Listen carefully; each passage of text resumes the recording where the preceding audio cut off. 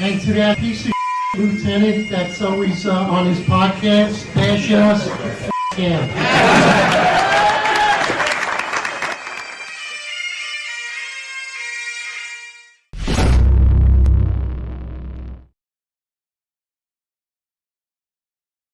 All right, we're live, baby. Attention to roll call. All right, good morning, everybody. I know everyone's pumped. Donald Trump, president-elect, won by a landslide. So good morning, everyone. Friends and listeners to the podcast, 8:05 Eastern Time. And for me, on Mountain Time right now, it's 6:05 in the morning. Still bright and early. Good morning. Hope everyone's pumped and feeling, like an American patriot. It works out great. Election day is close to the Marine Corps birthday, which is November 10th, and November 11th, Veterans Day. So it's going to be a hell of a month. One thing I want to see Taylor Swift said if Donald Trump wins, she's leaving America. So I hope the door doesn't hit her, on the way out. What do you think, John? Oh, man, a great day. I want to say that I slept good last night, but I'd be lying because I didn't sleep at all. I feel good. I feel energized. I feel like I slept 12 hours last night. And, I feel like I went for a massage and all that. Huge, huge relief. I've been for days as all the anxiety was building with everyone. I've been ignoring it, fending it off, not getting involved in it. But about 7:00 last night, I was beside myself. I was pacing in my house. I'm watching all the news channels. The corporate media were absolutely horrific. I don't care what channel it was. Fox, Newsmax, CNN, MSN. I was trying to find anything to watch. And then somebody DM'd me that they were watching Charlie Kirk's show, Turning Point USA. So I put on Charlie Kirk's show. I think that was a great stream. I was actually considered calling you and saying maybe we should go up, but I found Charlie Kirk's stream because I was so anxious. I felt like we weren't doing it. I had to do something because I couldn't sit there. Charlie Kirk, he streamed to I don't even know, man. He was going till 4:00 in the morning. But that was a great stream. He brought the results. They had great analysis. It was unbelievable, and I was just sitting there at the edge of my seat the entire night, just checking for updates. I know you guys seen that. I tweeted the most amount I've ever tweeted in my life, Instagram, all that. And I'm besides myself because I'm just excited. There's a couple of things. I'm disappointed. Prop 1 passed in New York. Very disappointed in that. But when I look at the voter turnout for New York, I'm excited. Tells me there's a lot more work to do, but we're there, man. When you look at those votes, he was right there in New York. That was the closest that a Republican has came to win in New York since 88. So it's unbelievable. It was an unbelievable voter turnout in New York, but there's so much more to do there. Here in Florida, we defeated the Prop 3, where to legalize marijuana. We said no, don't New York or Florida. We don't want it. So that got turned down. The other things that passed in New York City were Eric Adams' power grabs. Those passed. I have no idea why anybody would give this man more power, would vote to give a corrupt, grossly incompetent individual such as Eric Adams more power. I get that the city council is filled with socialists, but our systems are in place for a reason. And his amendments basically was circumventing that system. We just needed to vote better and get the people in city council out and start getting some good candidates. A lot of work that we have to do today is that the game doesn't change. But all the this ain't gonna affect me. I was freaking out last night. Freaking out. Well, I want to see all the celebrities that said they don't want to leave here anymore.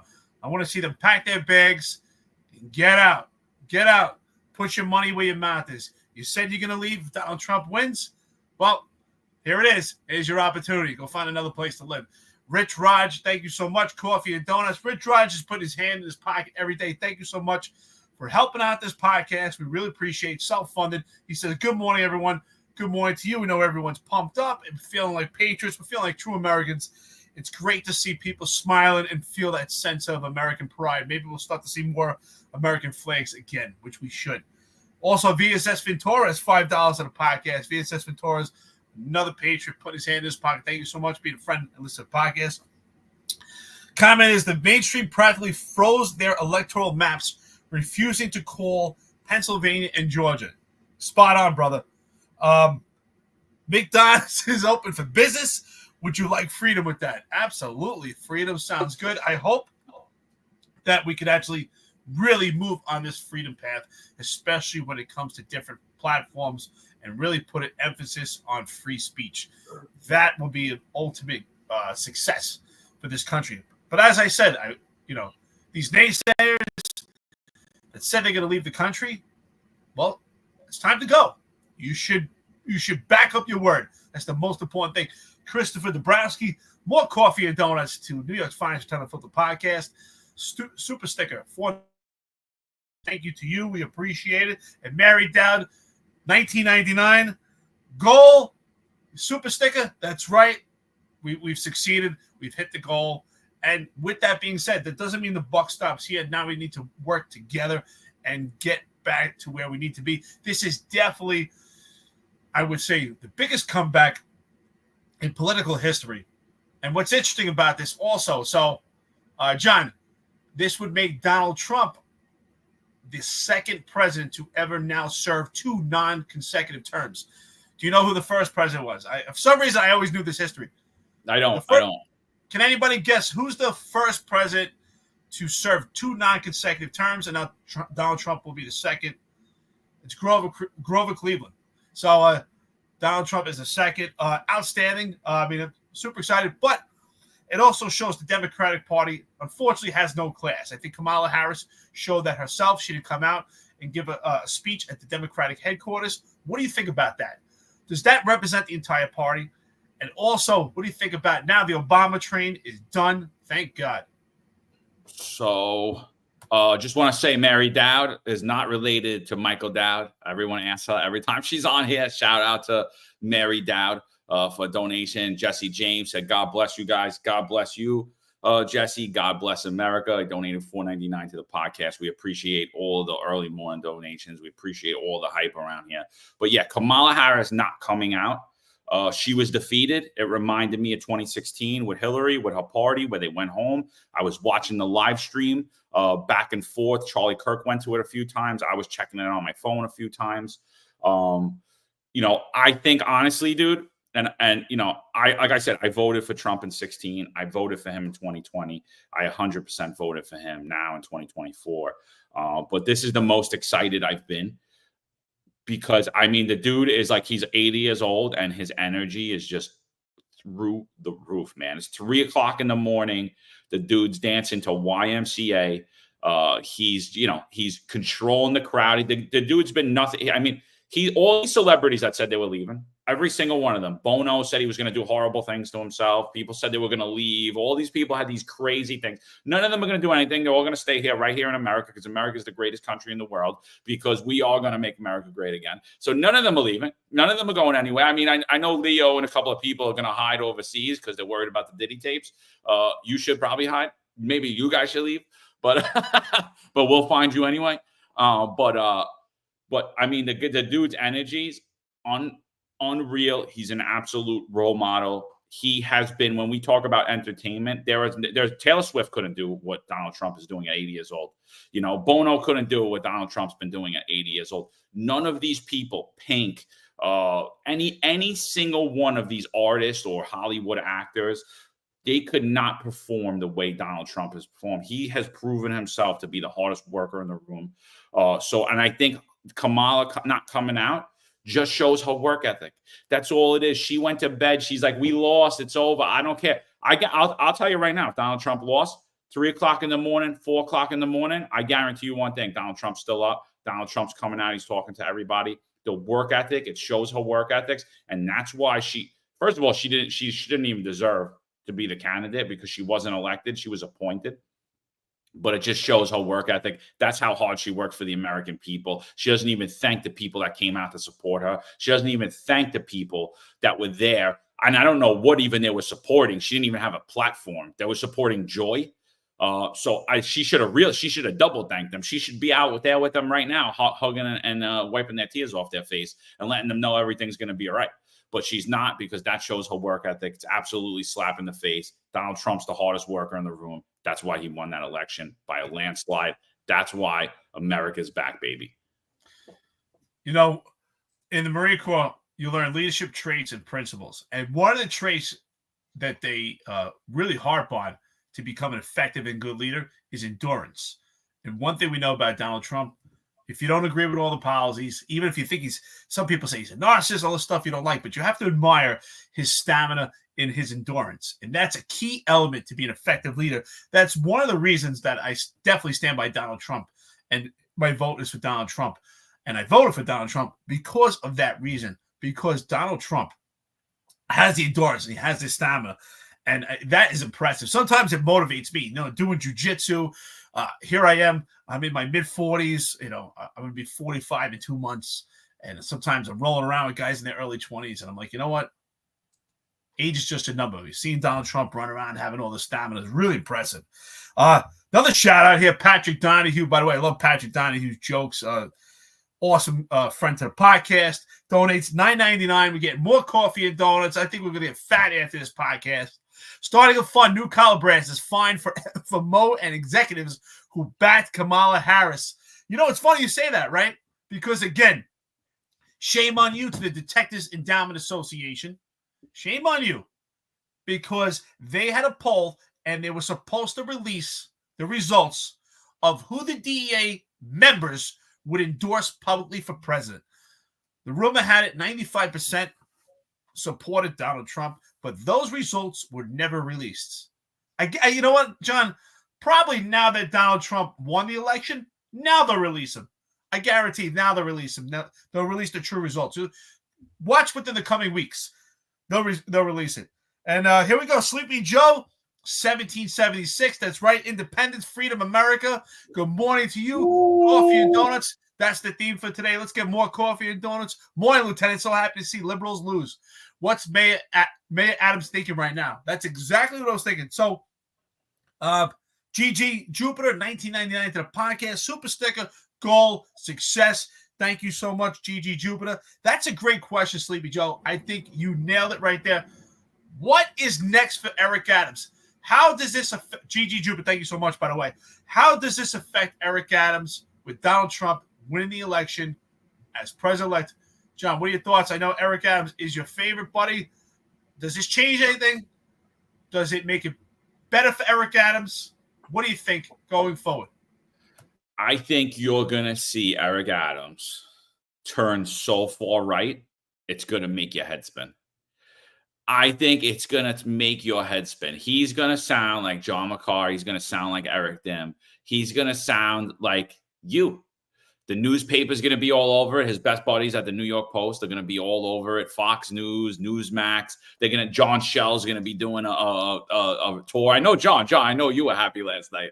I know you were feeling the way we were feeling last night, John. I know you were politically confused, working for these progressive hacks. And I'm sure you were feeling the same thing we were all feeling last night, but I know that your boss did one thing. I know he went to that poll, and I know he checked to make America great again. Not because he cares about America, and not because he wants to make America great again. It's because I at first I said New York hasn't seen a guy like this since John Gotti. But seeing how Eric Adams has been moving lately, New York hasn't seen a guy like this since Henry Hill. He is a rat.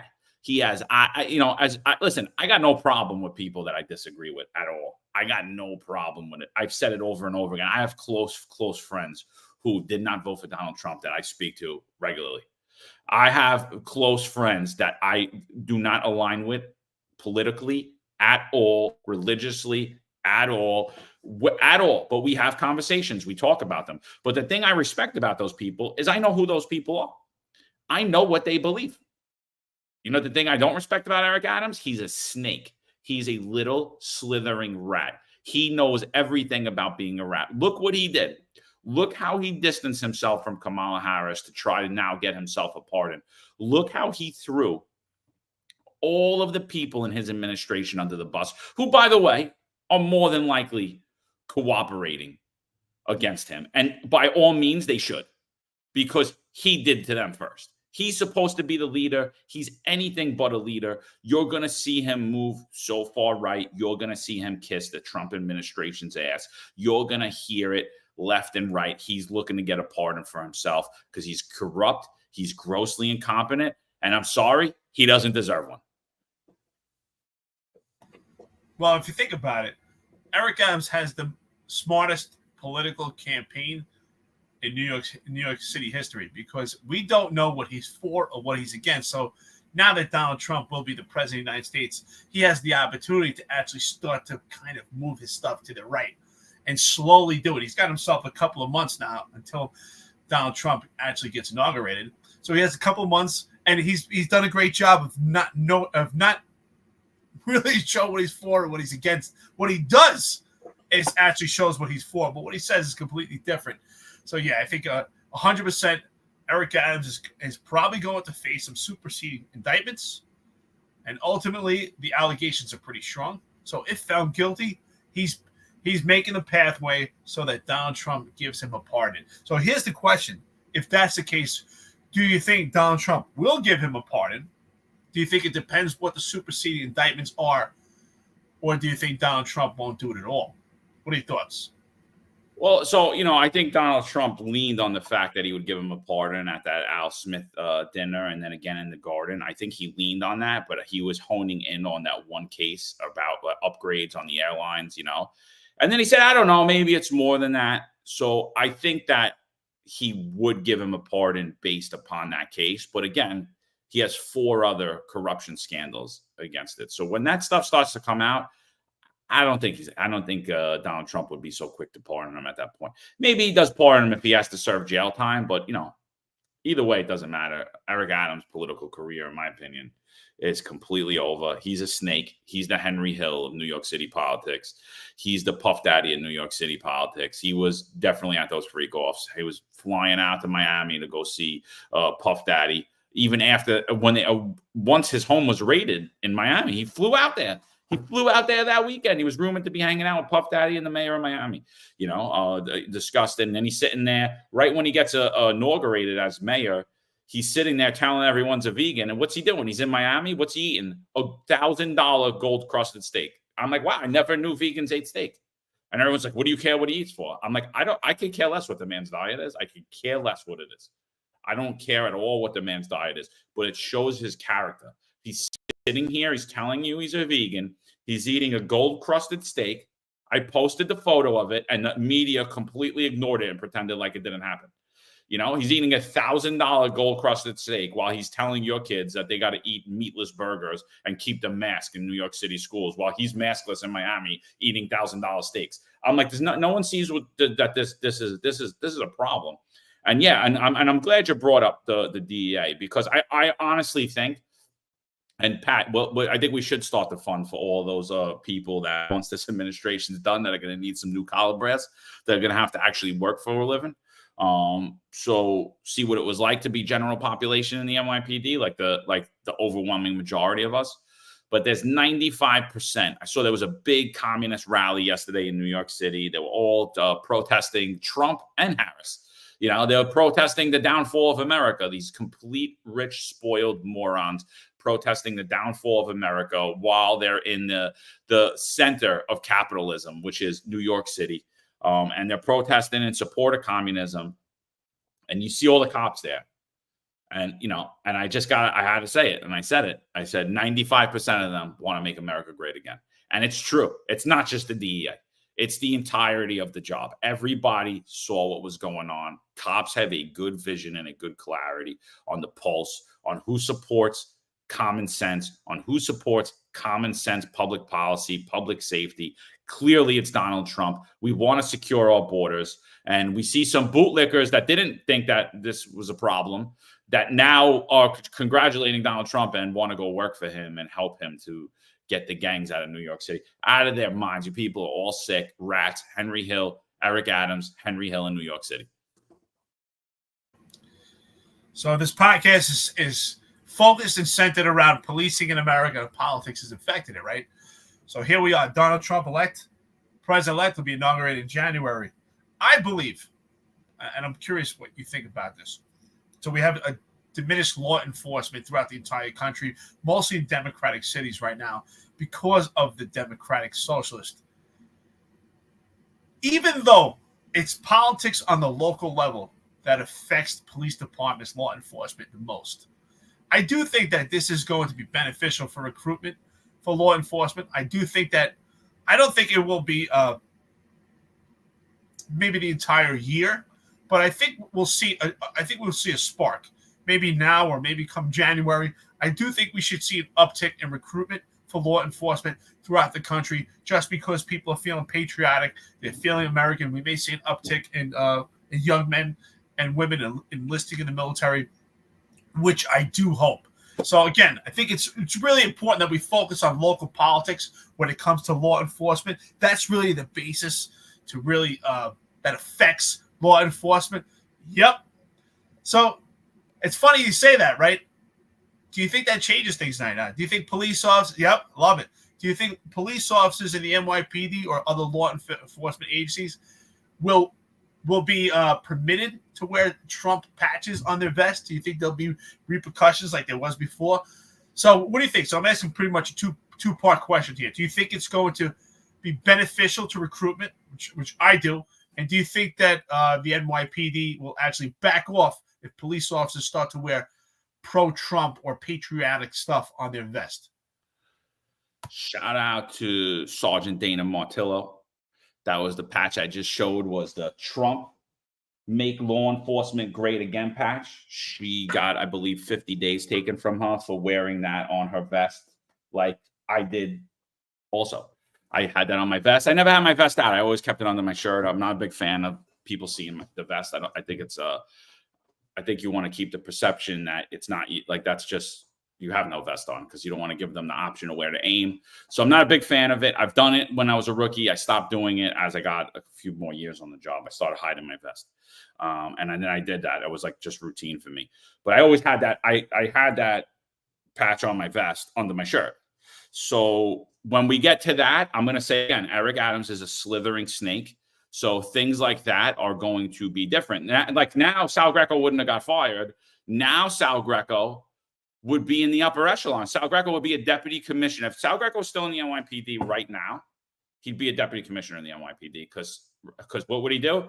Hey, Sal, could you call your buddy Roger for me? You think you could set up a meeting with me and Roger Stone, and maybe he could hook me up with Donald Trump? So I think, I think uniform should be uniformed. I don't think we should be making any political statements in uniform whatsoever. But Eric Adams is a snake, and so I think things change. Recruitment. Does this change recruitment for law enforcement in the country? You are damn right it does. Does this change recruitment for military across this country? You're damn right it does. This just invigorated the masculine spirit once again in this country, once again, and it's the masculine spirit inside of law enforcement. This man is not. I want to sign up again. I'm 44. John, if you're listening to this, give me the waiver. I'll come back right now. I'll sign up right now. No tax on overtime? You kidding me? You know how much money I would have made? You know how much money you would have made, Eric? No tax on overtime. I have a president that supports common sense, that understands public policy, that understands what's real, what's not, what's excessive force, what isn't.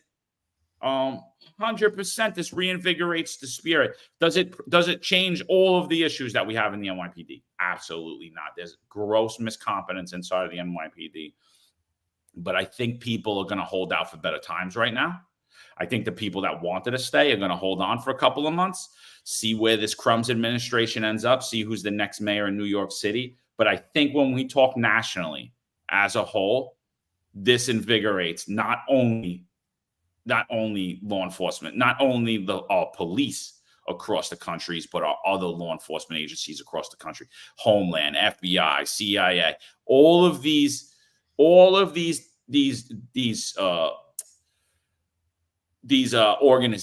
these law enforcement organizations across the nation that really have been demonized. They've been demonized for such a long time, even under the Trump administration. It wasn't because of him. It wasn't because of him. It was the media and it was the dirty politicians that were demonizing all of these organizations because we pointed so heavily on the politically confused, grossly miscompetent, and easily corruptible people that are in leadership in all of these law enforcement organizations across the nation. That all changes today. That all changes today because we understand we're starting to begin. And I'm going to give you a big pat on the back. I'm going to give myself a big pat on the back because we're showing the world that it's not the rank and file of these organizations. It's the the appointed management in these positions we're showing the world why they're appointed, how they're appointed, and people are beginning to see that it's how politically tied in politics is with law enforcement. It shouldn't be, but unfortunately it is. And I think this reinvigorates. I think this is a new day for law enforcement in America. Yeah, shout out to Steven, the system Unfiltered.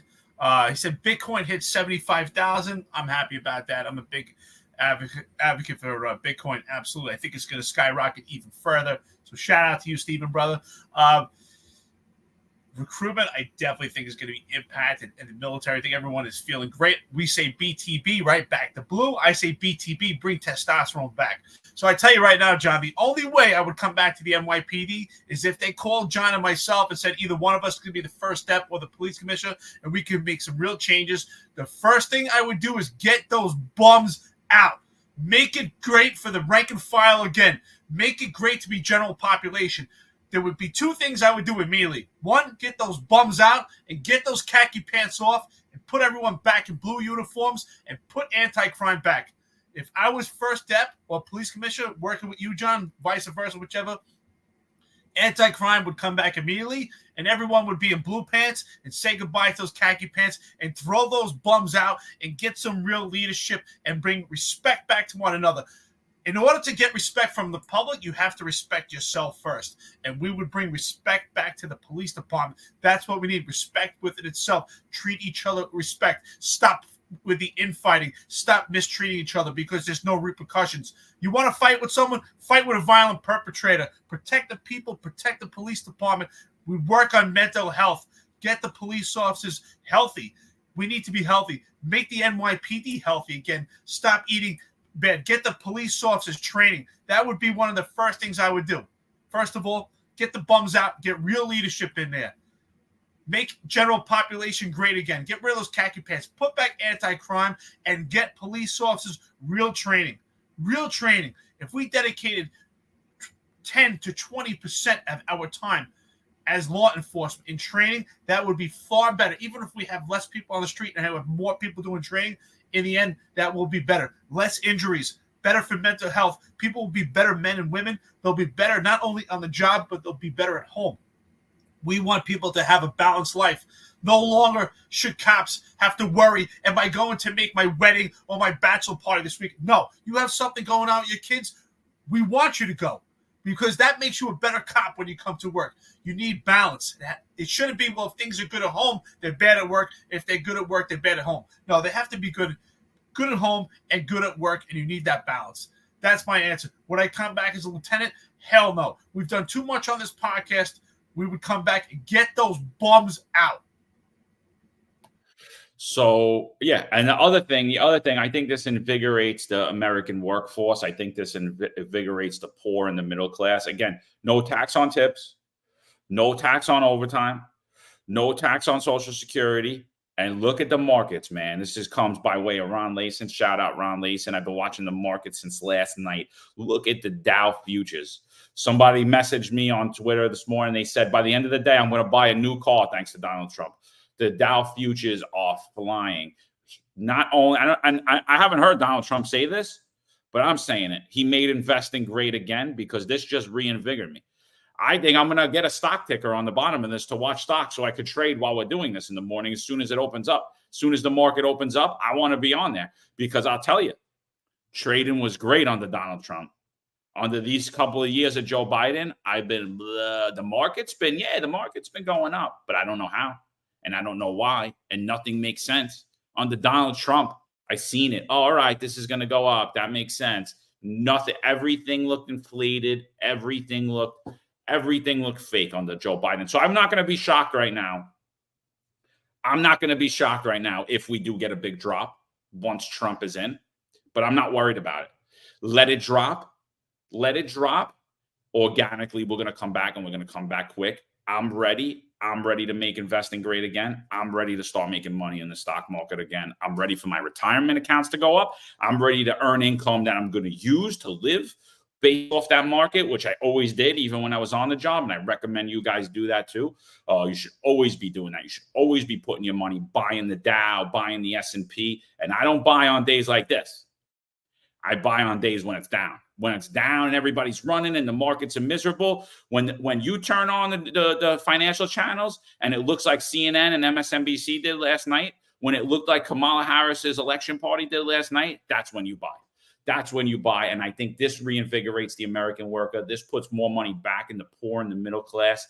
I think we're going to see a boom in this economy. We need to start making things in America again. We need to start making America first again. This is a great, great day. I'm telling you, it's a new day for America. It's a new day for men in America as well.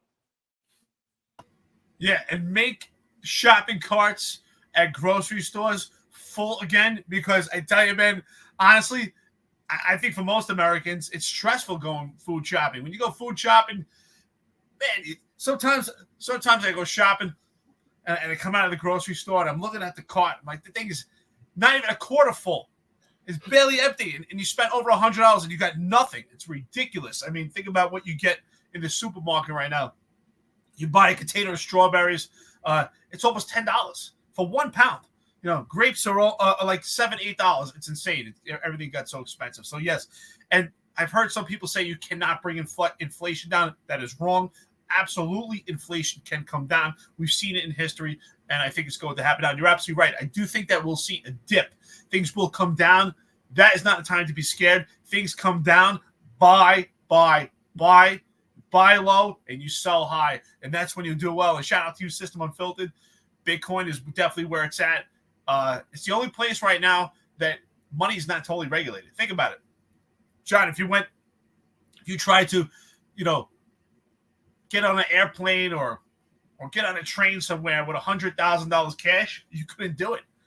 But you could go around with Bitcoin. So that's a great spot. I know some people are not too familiar yet with blockchain and what's going on with crypto, but I would definitely get involved in crypto. I would definitely get involved. I think it's kind of like right now. To me, I think crypto is where it's at when we started with what servers, we had Google and Yahoo and all these servers, and we were trying to figure out what was the best server. And so if you throw some money at every little thing, eventually we'll figure out which one's the best. I think it's going to be ultimately Bitcoin and Ethereum. So this is great numbers here. John, read them out. That's awesome. Those are awesome numbers. So this is the S&P 500 today. This was pre-market, up almost 12%, actually, is it 12? I think, pre-market it was up. Yeah, I'm sorry, I'm losing my line of sight, but yeah, it's up almost 12% pre-market S&P 500. I do also play individual stocks as well. I look at those. I used to go into penny stocks. I made a lot of money in penny stocks, particularly under Donald Trump. I kind of stay away from them now. They're very risky. I've been just buying blue chips, and then buying the indexes like the S&P and the Dow. I do own some Bitcoin. Terrible story about Bitcoin though. I think it's before I make Sergeant, so I think it's 2010. I'm sitting there with my sergeant one day, and he starts telling me about Bitcoin. So I'm like, let's buy it. It was $60 a share. We couldn't figure out how to get the wallet, and then something happened, and we just completely forgot about it. And we were both going to put in $2,500 each. I don't even know what it would have been. I'm not even going to look at it because I don't want to throw up. But like, think about that. I would have invested $2,500 each into Bitcoin at $60 a share. Oh my God. Yeah, I would, I'd be sitting in a different position. I'd probably still be here talking smack, but my smile be a little bit different, my podcast studio would be a lot bigger, So, but yeah, I agree. I say invest. I say for you young guys and girls, whatever you're doing, whatever field you're in. I keep money in the bank for, God forbid you need stuff. You need a new roof, you need a new water heater, you need something. I keep money in the bank, but you should stay invested. Especially when you're young, you should be invested. Someone asked me they asked me one time, and they interviewed me, and they said, "What would you tell your 20-year-old self?" And I said, that's easy. I would tell my 20-year-old self, don't ever sell any stocks you bought. Don't ever sell any, because I can't tell you how many times I bought Apple, made $10,000 and sold it, went to Disney, made $20,000, bought a car, made this, did that, stupid things, and and if I would have held on, forget about it. I'd be sitting with paid off houses and millions of dollars in the bank. So I think that's what, if you're in your 20s, buy stocks, don't get greedy, buy blue chips, buy these indexes and hold them. And then when you're about my age, you want to start making moves, you're going to have a lot of money to do things with. Yeah, and I always tell people, I believe money was meant to be spent, and money is a resource so that you can have a better life. But not to keep your mind completely focused on money. I've been up, I've been down, and that happens in life. Unless you're super rich, most of your life will be a yo-yo. Sometimes you're up, and sometimes you're down, and that's the burden of being middle class. Unless you get yourself into a super rich. Listen, God willingly, we all do at some point, but. Again, not to focus completely on money, but don't be scared by money. With no risk, there's no reward. VSS Ventura is another $5. Shout out to you, brother. Thank you so much. Coffee and donuts. I'll take coffee, cream, no sugar, please. Make America produce again. Pass election security reforms. Absolutely. Say that again. Pass election security reforms. Make outsourcing illegal forever. Make the border safe again. And make Iran broke again. Absolutely. Hands down, outstanding to you, VSS Venturas. I appreciate it. $5 to the podcast. I think that's really important right now. We're at a point right now, and I think what's great is people are motivated. They're feeling good. They're feeling great about the country. It's amazing how things can change in a second, right? Donald Trump has not even been inaugurated, but people are excited right now. They're feeling good. They're feeling that pride of being an American. I think we're going to get back to that. I always say, right, America is the salt of the earth, right? That's what I think. When I think about America, I think of people that are salt of the earth. New York is different from Texas, and Texas is different from California. But in the end, Americans are salt of the earth. Let's get back to that. Let's definitely pass election reforms. I hope that this is the benchmark indicator. This last election, not this election right now, but the last election with Biden and Trump should be the benchmark indicator that we need election reforms on all levels. And speaking of that, I don't think it's completely done, but I think the Republicans might also win the House and the Senate. What do you think about that? I think they did. I think they won the Senate last night. I think Charlie Kirk announced it. Passed out. They did? Okay, good. I'm pretty sure they did. They won. Tom Sullivan, he's down about 1,000 votes right now. He hasn't conceded. He is very, very close election. They announced for Tom LaPola that the incumbent, just eked him out and he won. So we're still waiting on some mail-ins on both of those. But I think LaPola conceded to his opponent. Steve Chan, former NYPD sergeant who is running on the Republican ticket for state Senate in New York, who was not endorsed by the PBA. The PBA chose to endorse his Democratic candidate. And they did so under the guise that, she brought the 20-year bill to the 20-year bill to fruition. That she brought it to the governor or whatever. And what that bill is basically having guys in the NYPD and across the state go from a 25-year retirement to a 20-year retirement in law enforcement. Again, I think that a lot of that stuff is nonsensical, and they know it won't get through. Or they know even if they pass it, it'll be vetoed by the governor. So a lot of that's fake. So I don't really care what she did. I look at the back end of stuff. I look at the long term. They dangle the carrot in front of you, and they're like, "Oh, look at this. We'll give you a 20-year retirement. Don't worry that we're gonna take away your parental rights from your kids.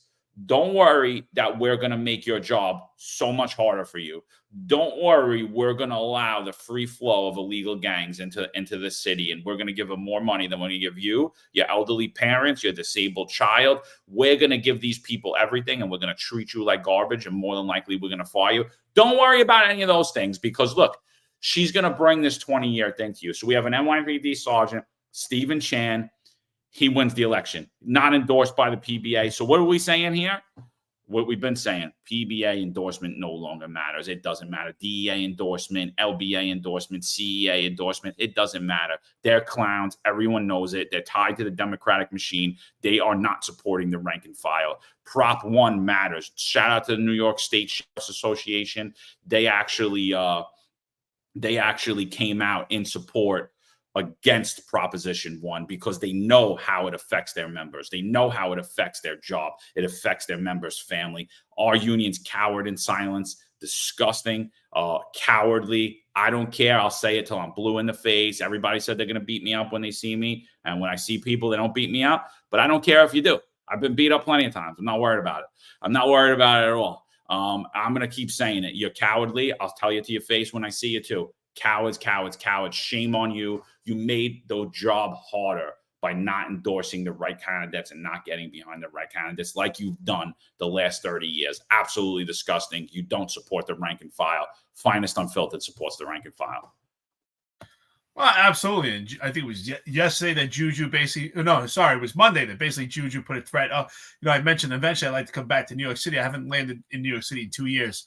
But at some point I want to come back and just visit some people. And Juju said, yeah, we'll come give you a nice welcome. Absolutely. I'll give you the exact location I'll be at, and you won't show up. And if you do, we can handle business. It's no problem. Yeah, like John said, we'll stand up. And if it's, if that means we get our butts kicked, I don't mind. And you'd have to outnumber me. But, yeah, we'll definitely do what we got to do. Bums, get these bums out. Timothy puts bums. Absolutely. Listen, this is a great time to be an American. I hope the young men and women right now are looking at this and saying, you know what, it's a good time to be a patriot. This is a good time. If you're young, if you're coming out of high school and you're curious about the military, join the military. Serve your country. And not only that, once you get out of the military, there's a lot of amenities that are afforded to you. But serve your country. There's no better pride than serving your country. Get involved in law enforcement now. Things will turn for the better. Do something to support your country or support your city. I think it's it's a great thing if you get involved in some form of service. I come from a deity of military service. I was the first to serve in law enforcement. But yeah, and I do believe, and I hope we could push for that. I think that, as someone who served in the military and served in the police department, I think that we should start calling our law enforcement servicemen also. They're not serving overseas, but they're serving domestically. They do law enforcement. It's a tough job. It's a life of service that includes firemen and other forms of service. We should consider them servicemen, absolutely, and we should start supporting maybe some type of Veterans Day for police. I know we have Memorial Day for police, but should be some type of service. Anyway, so. Listen, let's get right into what we're going to talk about today. NYPD's Tarik Sheppard was removed as Commissioner Donlon's chief of staff, but not very long. What are your thoughts on this, John? Oh, absolute joke. So I think the first thing to highlight about this is, it's important to highlight is that Tarik Sheppard was not put into. He was not appointed by Tom Donlon to. He was not appointed by Tom Donlon to be his chief of staff. I don't think he was appointed by anyone to be the deputy commissioner of public information either. So there's a handle on X called Gene Lewis. I'm 99.9% positive it's John Shell's other handle, and the reason I say that is because. The handle Gene Lewis on X, it only goes after 4 people. It's myself, Eric Dim, it's Sal Greco, and it's a former retired lieutenant, retired assistant commissioner from the NYPD, Kevin O'Connor. I think we all had a little tiff with Kevin earlier. I don't think it was a big deal. I just think it was a kind of a misunderstanding. But Kevin's been blasting them on LinkedIn, and I hadn't known that he was doing that. I didn't know. Like I have LinkedIn. We stream to LinkedIn, but I don't really post anything on LinkedIn. I just post on my X and on my Instagram, which maybe I should start to post on LinkedIn because I'm so heavily shadow banned on all of these other accounts.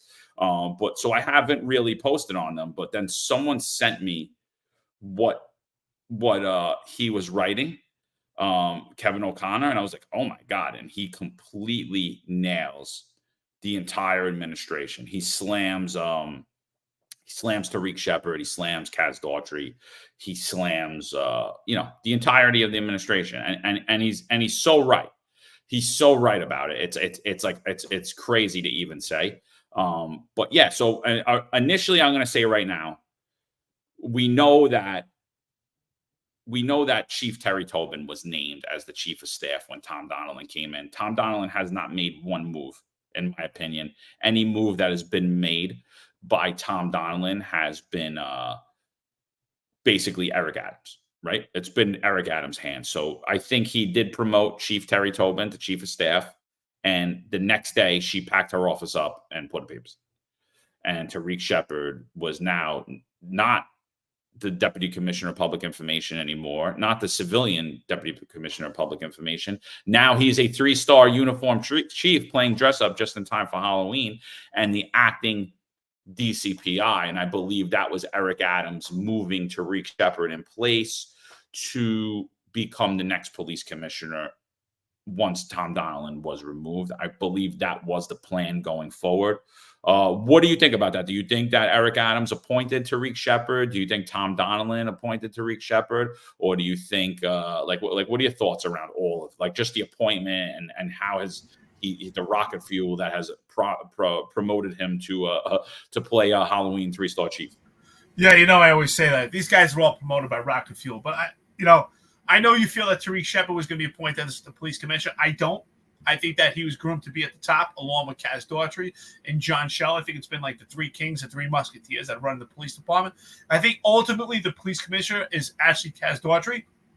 And I think that his, joined by Tarik Sheppard, because Tarik Sheppard could be a better mouthpiece and a better vocalist at certain press conferences. And John Schell kind of gives them guidance. I see them as the 3 kings in this operation.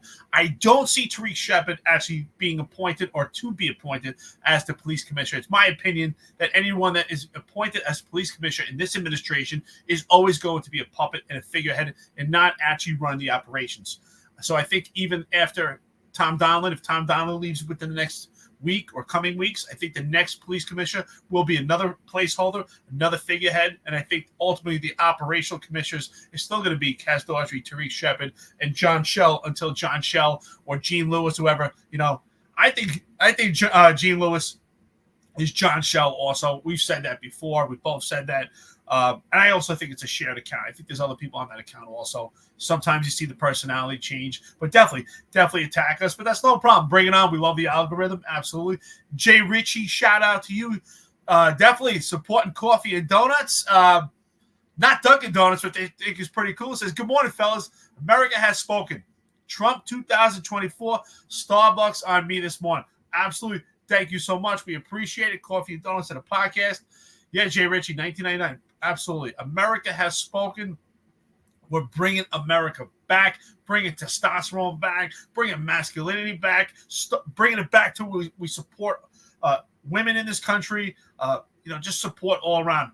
Put up those American flags. Be proud to have an American flag. I want this country to get back to where it was, to where you drive around in any suburban area in this country and you see flags in front of homes and you don't know who they're voting for, what they're thinking, but you know that they're American and you know that they have pride in this country. So those are my thoughts when it comes to Tarik Sheppard and Kaz Daughtry and John Schell. I believe that they're the 3 kings running this operation. I think that ultimately Kaz Daughtry has the last say. I think that he's the actual police commissioner. And I think the next police commissioner will be another placeholder. Do you agree on that, or you think Tarik Sheppard was actually going to be appointed as a commissioner?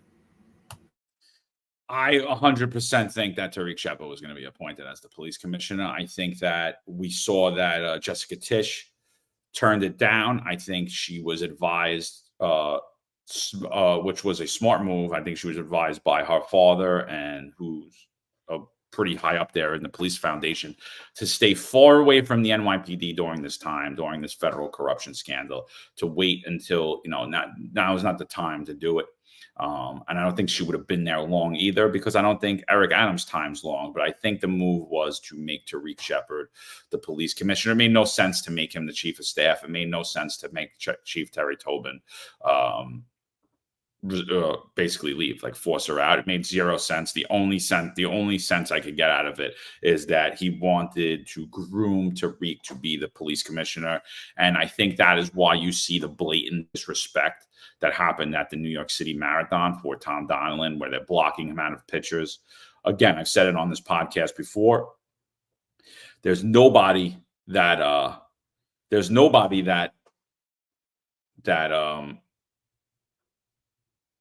thinks that what Tarik Sheppard did should have been glossed over the way that Eric Adams glossed over it. It's just family fighting. People fight.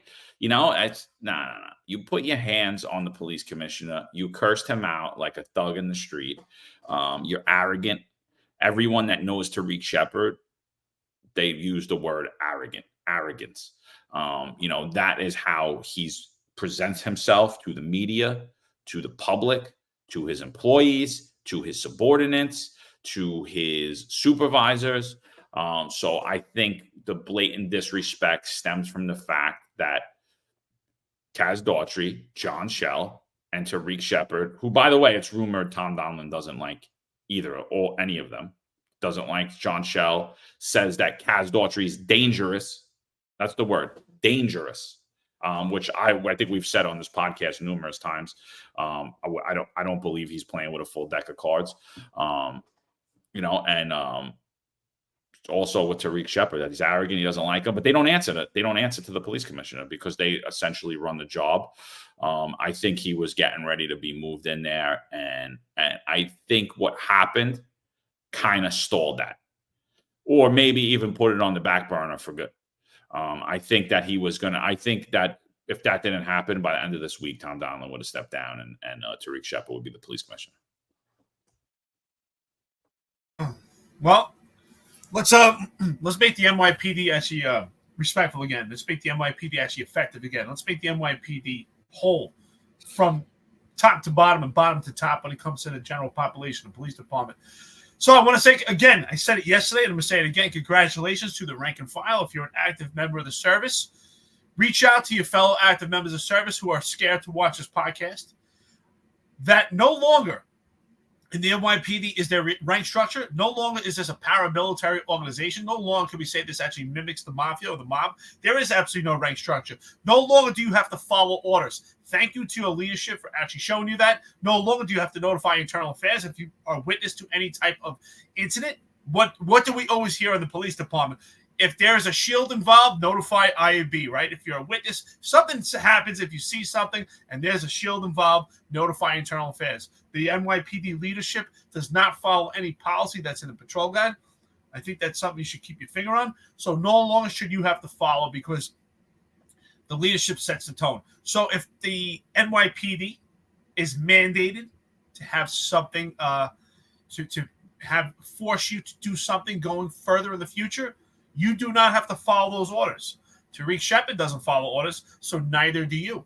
You could just have a disagreement with your supervisor in public, and according to Eric Adams, it's a spousal disagreement. It's okay.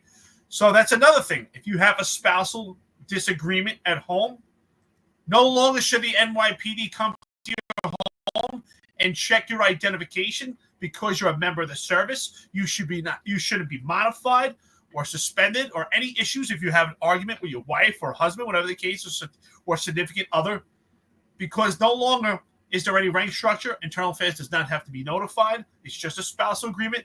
We settle things according to Eric Adams, and this is the police department that we're in. That's the reality. If you have a General Order 15, if you're sitting down and there's a tape recorder there, the captain's asking you questions about an incident, well, I don't have to I don't have to follow orders. I don't have to listen to my sergeant. I learned it from Tarik Sheppard. He doesn't have to listen to the police commissioner. Why would I have to listen to my sergeant? Again, I believe this is a major problem right now. This is a major problem. Kaz Daughtry absolutely is dangerous. There's definitely something mentally off there, but this entire administration, the leadership is dangerous. The entire staff of chiefs, every chief is compromised, infected. They need to go. Again, we see incident after incident, and not one chief stands up and says this is not reflective of the leadership of the police department. This is not what we stand for. Not one chief had said that Tarik Sheppard was promoted by rocket fuel, and he's not ready to be in that position, and that's a problem. Not one. Still waiting for that person. They have not shown up yet, which means you're all infected, you're all compromised, and you just learned you do not have to follow orders. So since you do not have to follow orders, will you stand up? Now, Sleepy Joe, shout out to you, 1052. 90 Frank 2, all those jobs. Absolutely. Absolutely. Thank you for the coffee and donuts at the podcast. 90 Frank 2, all those jobs. For our active and retired members, you know what that means. For anyone who's outside law enforcement or not law enforcement on this podcast right now, 90 Frank 2 is a radio code when it comes to domestic violence, which is considered unfounded, which means nothing happened or nothing occurred at a particular location. So that's what we're at right now. Thank you so much to you, Sleepy Joe. Shout out to you, brother. All right. So thanks everybody for joining this morning. We're about 55 minutes in. We got 742 people on here this morning. Do us a favor, like, subscribe to the channel. Check out our social media links. If you guys could like those as well, subscribe, repost. We appreciate it.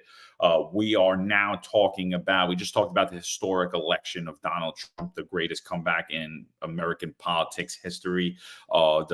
The great turnaround we've seen in the apathetic voters across New York, although we didn't get the victory in New York, although Prop 1 passed, although many candidates failed, and Congressman Anthony D'Esposito, one of them as well, weak candidate, in my opinion. I think he had a terrible term in Congress, but he did lose to a far left radical. He played himself more of a left-leaning Democrat than a Republican, which is why he didn't have the support.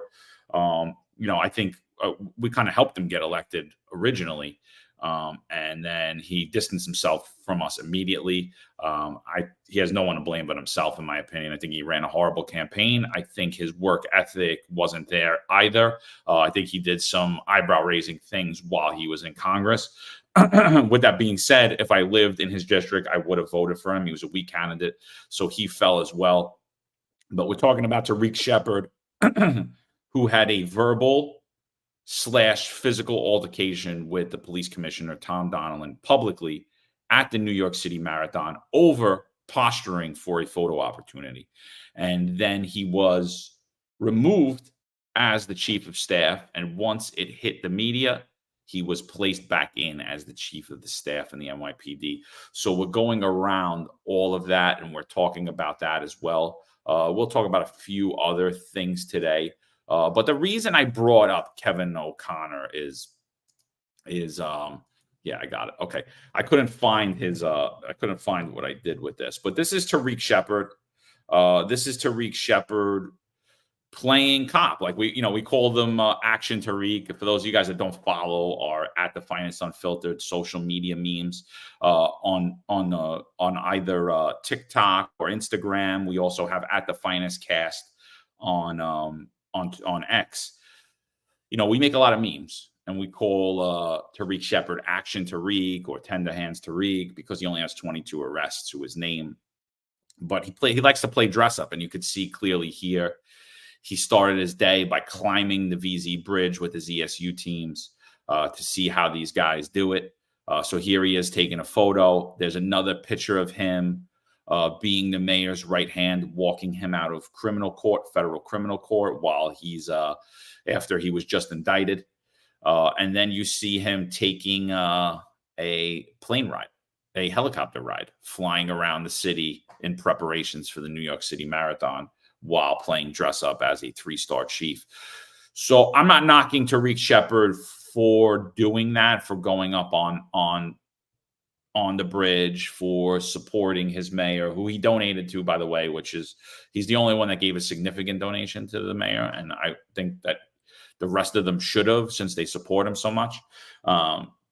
Since they take it off the face so many times, I think that they should have at least reached in their pockets a little bit and gave him some money. So Tarik Sheppard was the only one that actually did that. But the fact that he's doing it so often, he's going up and he's playing ESU, and he's playing dress up on search warrants when he was DCPI, and then he's flying around in the helicopter. Like, what is he doing up in the helicopter? I think that's when people begin to raise eyebrows. It's like, what are you doing? You're just going on a tour of the NYPD? Like, how many times have you went out on the harbor boats? Did you go get a horse? Were you riding motorcycles? Because it looks like you guys are playing at work and not partaking in public safety. Like, what do you think about this? So this comes from by way of Kevin O'Connor's LinkedIn account, and I'll read what he wrote about it. But what do you just think about this? Like the photos, like him, and this is all in a very short time frame. So we always say a picture paints 1,000 words, right? I think that these pictures, these photos, these media ops are completely staged, and they're actually so artificial. But I think they're very self-serving, right? Now, I get it. If you're in a position of leadership and you wanted to honor your men and women and see some of the tough things that they experience so that you could really understand it, you would take a picture with the men and women. You would put them in the front. If anything, you would be Tom Donlon and be in the back of that photo and say, look at these men and women. These are the men and women of the NYPD that go out and rescue people every day. I'm honored to actually take a photo with them because of the hard work they do. But this is very self-serving. It's not about the men and women. It's about Tarik Sheppard. Now that Tarik Sheppard is in a position of authority, a position of power, he's misusing it. He's misusing taxpayer money. That's what's going on here, because we have people that should have not been in these positions. They did not earn it. They were sent there by rocket fuel, by Eric Adams, and now they're getting all this power at once. They're overwhelmed with it. It's full of joy, and they get to show off because they're self-serving, egotistical maniacs. Laura, shout out to you. Great friend to the podcast. Laura's here. She's always supporting myself, John, and Sal Greco. I have to give a great shout out to Laura. Super supportive. Thank you so much for being a friend to us. Yeah, listen, I think Tarik Sheppard, honestly, in my opinion, he's the worst out of the three. He legitimately is an arrogant, and I can't even say it because I don't want to get taken down here, but he is an arrogant little man. He's not little. He's a tall guy, but he's an arrogant man. He's a piece of garbage. I think that to actually, first of all, Tom Donlon is older.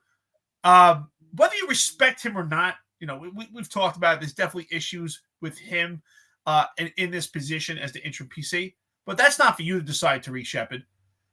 You do not have to respect someone, but you should show them respect. It just shows you. I think Tarik Sheppard is a complete bully. I wonder, would he push Relly Rel? Would he shove Relly Rel? No, but he'll shove Tom Donlon. That's what I'm talking about. When I said yesterday, Tarik, I know you, because I know cops just like you. They're tough. They're tough when they can be, but they're not tough, in every situation. I would tell some cops sometimes, why are you pushing this kid? Why are you pushing this guy? Because you can, because you're bigger, you feel strong. And then when there's someone that you can't push, oh, sir, can I be the same person? Treat everyone the same. Don't do that. Don't be a bully. Respect everyone. If someone's half your size, show them respect.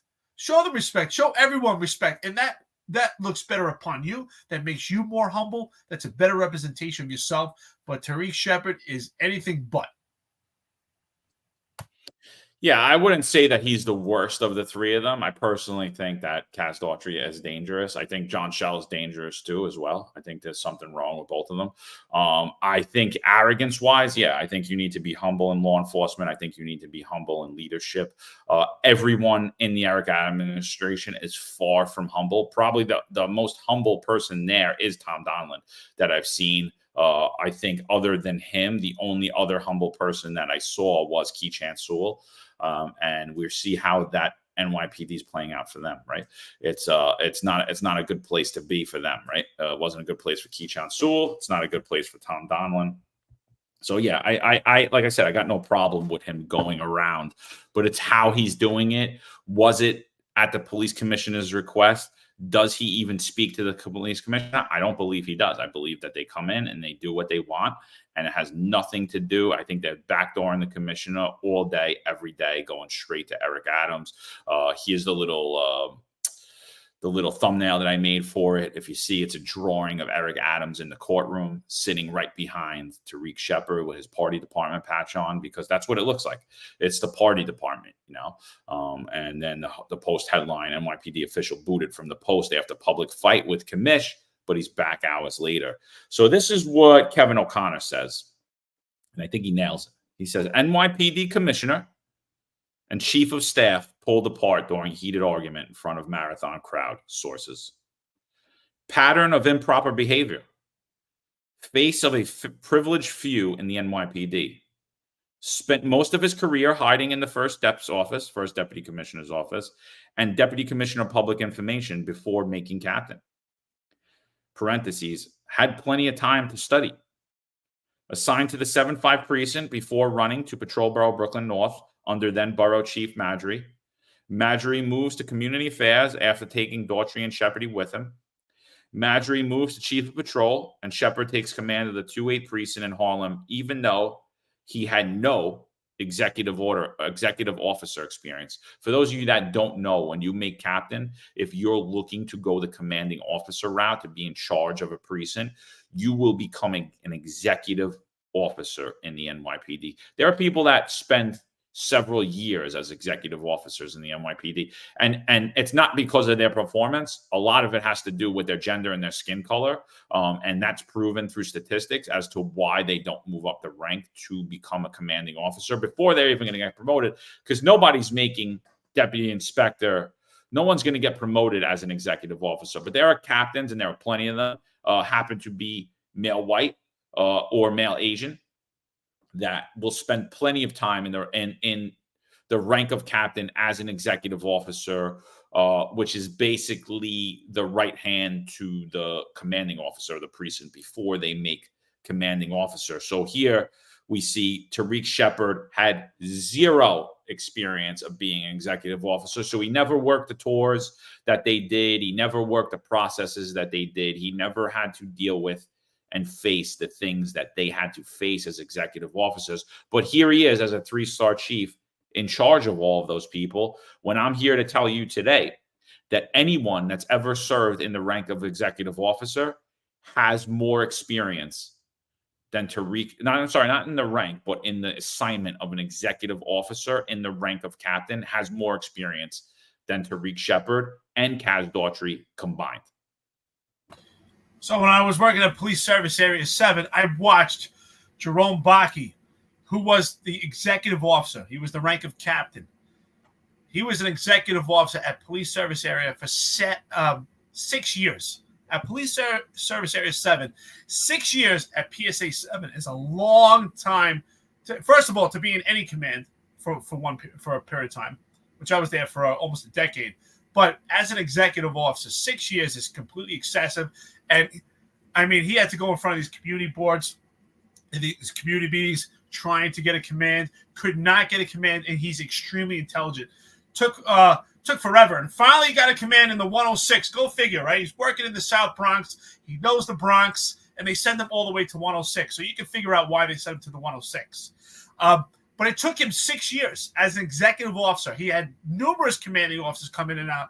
Jerome Bakke, excuse my language, super intelligent, super smart guy. Honestly, I don't even know why he's still working for the police department.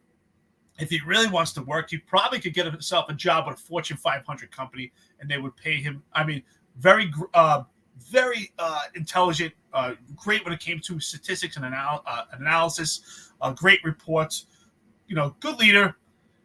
Always out there, talk about stamina. Always out there, day in and day out. It didn't matter, didn't complain. He was out there with you. Jerome Bakke, shout out to you. I know you're still on the job at this point. I don't know if you're scared to talk to me like some of these other people out there right now, but shout out to you. 6 years as an XO. Absolutely ridiculous. Super intelligent. Had to fight tooth and nail to finally get a command. And I think at this point, he's only a DI at this point. Super intelligent. But I don't even know why he's still there. again, and that's the problem I have. People like him, super smart, have been completely slighted because of the leadership and this nepotism that equates to corruption. Nobody speaks out. I wish they would actually say, you know what, enough of this. I'm going to go somewhere where they actually, where there's some gratification and I'm well deserved. But super smart guy, man. Really, shout out to you. All right, so Croeta says Shell and Kaz's office is actively trying to identify active MOS who watch this podcast. It sounds like a conspiracy theory, but I think they are. You don't have to think it. I'm going to confirm it for you right now. That's been going on for the last 2 years. We have actual evidence that we've submitted to the Internal Affairs Bureau, who's done absolutely nothing about it. Not only this podcast, but also our own personal social media accounts as well. They actively go through our social media accounts, and now they've gone as far as to start to target our social media accounts and make slanderous accusations about them, such as copyright infringement for using photos that the NYPD published that from showing public officials, so it's absolutely ridiculous what they've been doing. Like I said, if you guys weren't on here prior, they've interviewed about 500 different cops and shown my Instagram account and said, do you know John McCarry? Has he ever offered to buy information for you? I think it's the most laughable thing in the world, because anybody that follows me on social media knows what I post. I post newspaper articles and I give my opinion on them. So it's like it's the funniest thing. I'll repost body camera videos and give my opinion on it. I'll post memes. There's nothing that's not public information. There's nothing that's not confidential. But it's a clear target to just identify who's watching the podcast, who's following him on social media, who I speak to, who I'm friendly with. Same for Eric. Same with Sal. Absolutely ridiculous. They're absolutely children. Like I've said, they've misused millions of dollars in New York City taxpayer resources to target myself, Eric, Sal, this podcast, Sal's show. It's absolutely ridiculous. Absolutely, utterly ridiculous. Let's continue on Kevin O'Connor. So he says that he moves to chief of patrol and takes Sheppard to command of the 2-8 in Harlem, even though Sheppard had no executive officer experience. And according to the NYPD rules, he was not even eligible for consideration. So again, rules for thee, not for me. He gets promoted to deputy inspector in 7 months. September 8th of 2022, he's promoted to captain. May 30th of 23, he's promoted to deputy inspector. So in 7 months, he flies right to commanding officer. How does that feel, Bruce? How does that feel while you're sitting behind this man? How does that feel, Bruce, that you're taking orders from this person? How long did you do as a captain? How long did you do as an executive officer? How long did you do as a commanding officer? And now, not only are you responding to a detective who was never even a sergeant on the police department, you're also being led by this guy who hid his entire career. So how does that feel? I'm sure it doesn't feel too well, but that's for another day. Anyway, he gets promoted in 7 months. Marjorie was rumored to be the new chief of department under Adams, but was designated chief of housing under Commissioner Sewell. Detective Daughtry follows Marjorie to housing, getting an executive office as a detective, while Sheppard cons the police commissioner to create the police commissioner's liaison unit so he doesn't have to go to housing. Marjorie eventually becomes the chief of department, making Daughtry his driver and assistant commissioner, and Sheppard gets promoted to deputy commissioner of public information less than 3 months after his promotion to deputy inspector. Had the 2-8 precinct for 11 months, 2 promotions. Both Daughtry and Sheppard are civilian managers, but continue to wear uniform shirts and even gun belts rather than business attire. Commissioner Donlon appointed interim police commissioner, and the antics continue. Sheppard is assigned to chief of staff, a position that has been a civilian or uniform 3-star position. Was Sheppard promoted to a 3-star uniform chief spot, or is he just a deputy commissioner? Question mark. No announcement by the NYPD or City Hall. Did he just assume he is now a 3-star chief? Question mark. Since his possible appointed position, he now feels He should climb the Verrazano Bridge, and emergency service officers putting their lives in danger, babysitting him, or flying a helicopter to view the marathon route. Both have absolutely nothing to do with his role as a deputy commissioner of public information or chief of staff. Nothing. Before I go any further on this great analysis by Kevin O'Connor, shout out to you. Hopefully you're not send us a copyright. But what do you think about what he's saying here? Again, it goes back to what we've been saying. I think that we're on parallel here, Kevin O'Connor and ourselves. And we did have a little tiff on social media, but I think it was totally misconstrued.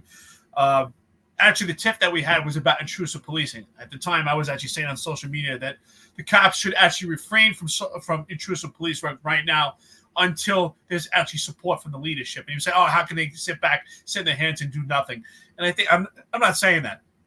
I am probably one of the biggest supporters for intrusive police work. I actually coined the term intrusive police work, which falls on the broken windows, which is the bedrock and foundation for policing. But how can you do it when there's no support from the leadership, when you're the one facing the civil liability? You're the one that actually can face prosecution, persecution, unless you're in khaki pants and you're part of nepotism. So Kevin O'Connor, shout out to you. We're saying the same things. We support the men and women to do the job because intrusive police work is effective.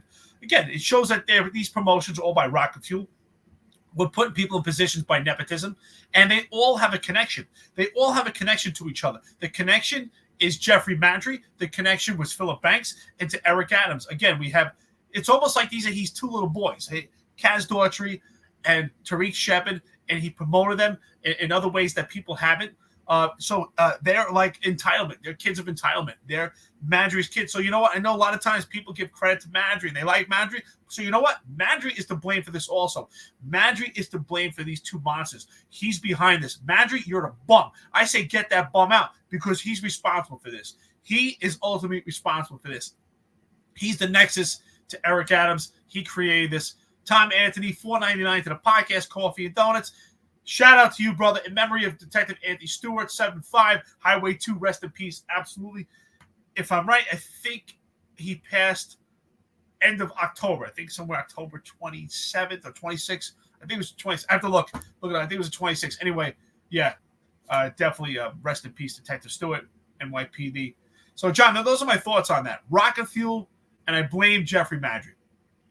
Oh, 100% Jeffrey Mandry's to blame, but no more than Eric Adams, you know. Like I said, I think Mandry's the most level-headed. I think he's the calmest head amongst them, but he created these monsters. He created Shell. He created Tarik. He created Kaz. So, you know, these are all his makings and his doings.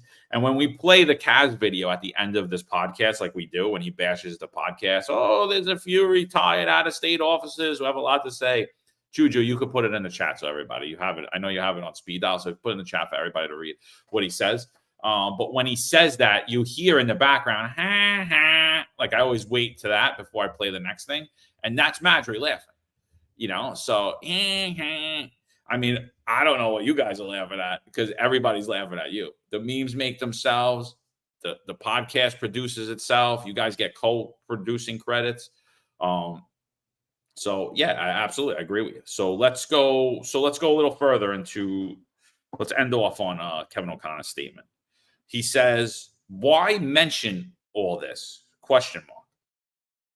Because the men and the women of the NYPD are tired of watching this ego show of the Gotham boys and their self-promoting social media posts trying to convince you that they deserve these roles.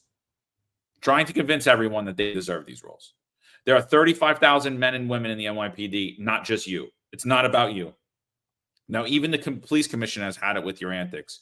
But we know you are protected by the mayor. So his days are probably numbered. Enough already.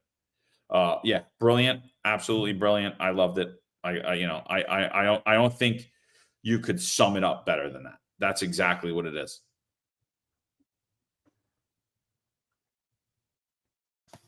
Yeah, absolutely. Again, you know, shout out to Kevin O'Connor. And, you know, like I said, I constantly say that these guys were promoted by rocket fuel. And when you do that, I mean, you destroy morale. So morale has to be destroyed, not only in the rank and file. Morale has to be destroyed at the upper echelon of police department. And again, that's why I said, I'm curious. I love to be a chief just for one day. I want to see how good it is. It must be so amazing. What amenities do you get that not one has spoken out about the atrocities, about the great lengths that most of you chiefs have had to do to grind to get to the positions, right? You had to pass 3 civil service exams, and then beyond that, to actually become a commanding officer, you had to grind as an executive officer, and then to get promoted, you have to become a commanding officer to a precinct. And sometimes it takes 2 precincts or 2 different commands, right? Sometimes it's a housing location to a precinct or a precinct to a housing to actually get one promotion. But again, how are they supposed to feel when you see other people getting promoted by rocket fuel that didn't have to sit through what you sat through, didn't have to grind in the manner that you grind? It really destroys morale. But again, it must be so great to be a chief that no matter what, not one person will speak up and say, hey, this is absolutely ridiculous. And nepotism does equate to corruption. And you know what? I've had enough, and I'm going to take my talents and my skills somewhere else. Not one. Will that chief ever come? John, what do you think? What are your predictions? I mean, listen, I'm not trying to tell people to get out. Like, I know you say that all the time, but I'm not telling people to leave. I don't know how they continue to work for Eric Adams. I hear what you're saying, but like, there are good people that I hope make it past this regime, because what do you do if like the entirety of the job leaves? You have these morons and their friends left saying, and they're the only ones left to rely on. And that's kind of what's happening now with all of this. It's like they're like, there's nowhere to really turn. And that's why, again, like Eric Adams should have been removed. If Eric Adams, let's say he wasn't involved and he didn't know what was going on with the corruption, which I don't believe at all. I believe he completely helped further it. He egged it on and all that. These people should have been immediately removed. The police commissioner should have came in and removed the entire upper echelon of the NYPD. So now we need 2 stars and 1 stars to move up. We need people with some type of experience in that rank. We need some full bird inspectors. We need people there with knowledge that the rank and file, the captains, the lieutenants don't have, and the sergeants don't have. So you're going to need people to lean on. You need good people. There's still a lot of good people in the police department. So I think that it's a slap in the face to all of them. They've made it this far. I don't know how they made it this far. I hope that at this point, they last out. I hope there are people. I hope that there are people right now running their time. And I know there are good people that are running their time. I hope there are good people that are running their time right now. They're like, I can't do this anymore. I'm done doing this. I hope there are people that get an opportunity to pull their papers and come back and do the profession they love. There are good people in the NYPD. There are good people. Did they exhibit the best leadership? I'm not going to say. I'm going to say no. We talked about the what's it called? The logo the other day with the chief, and like I said, like when I was creating it, the big thing for me was, because at the time it was 2022, I was forced out of my career. A couple of people I knew got fired over nothing. People with 5.0 rated, 0 disciplinary history, good cops, loved the job, did absolutely nothing, got terminated, still terminated to today. Shout out to Marlon Bethel, the intel detective, fired, terminated, non-disciplinary. And I said, what? Everyone's remaining silent. Where are the chiefs in the NYPD? There are no chiefs. I said it. I said they should remove the rank of chief from the NYPD because there are none. It's a disgrace to Native Americans to call any of these people chiefs at this point. They're dead silent. They should be out picking fruit or picking seeds and planting plants with the women, because they're not chiefs. They're not acting as chiefs. So in honor of the chief, I put an actual chief in the logo, removed the colonizer out of the seal of the city's logo, where he's basically and put the more feral version of it. So I agree that there have been terrible times where we haven't seen leadership. The kneeling during 2020 during the riots, that was horrible. It was absolutely horrible. The silence during the mandate, the silence during this corruption. I get it, but there are a lot of people that weren't involved, and they really couldn't do anything about it other than leave.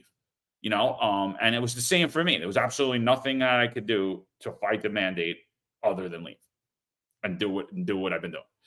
So I don't want to see them all leave.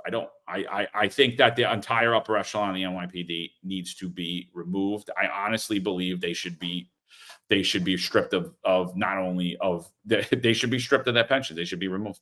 The misuse of taxpayers' funds, the blatant corruption that they allowed.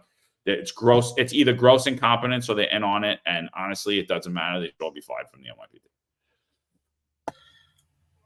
Listen, I respect everything that you say, of course, but I don't agree in a sense. Yes, there are good people, but the rank and file can't speak out. The unions obviously are in bed with the enemy. There has to be one chief. They're the only ones that are in any position to speak out. And yes, they have the ability at their age to retire and leave. They can speak out and speak about the atrocities and actually help by saying, you know what, I'm leaving and I'm jumping on board. Maybe jump on board with you and myself so we can to help the rank and file if they really can. Someone has to help. So I believe that someone has to stand up and speak for them because it's not the rank and file. There has to be some chief to speak out. There just has to be. That, us leaving the police department, you could have stayed.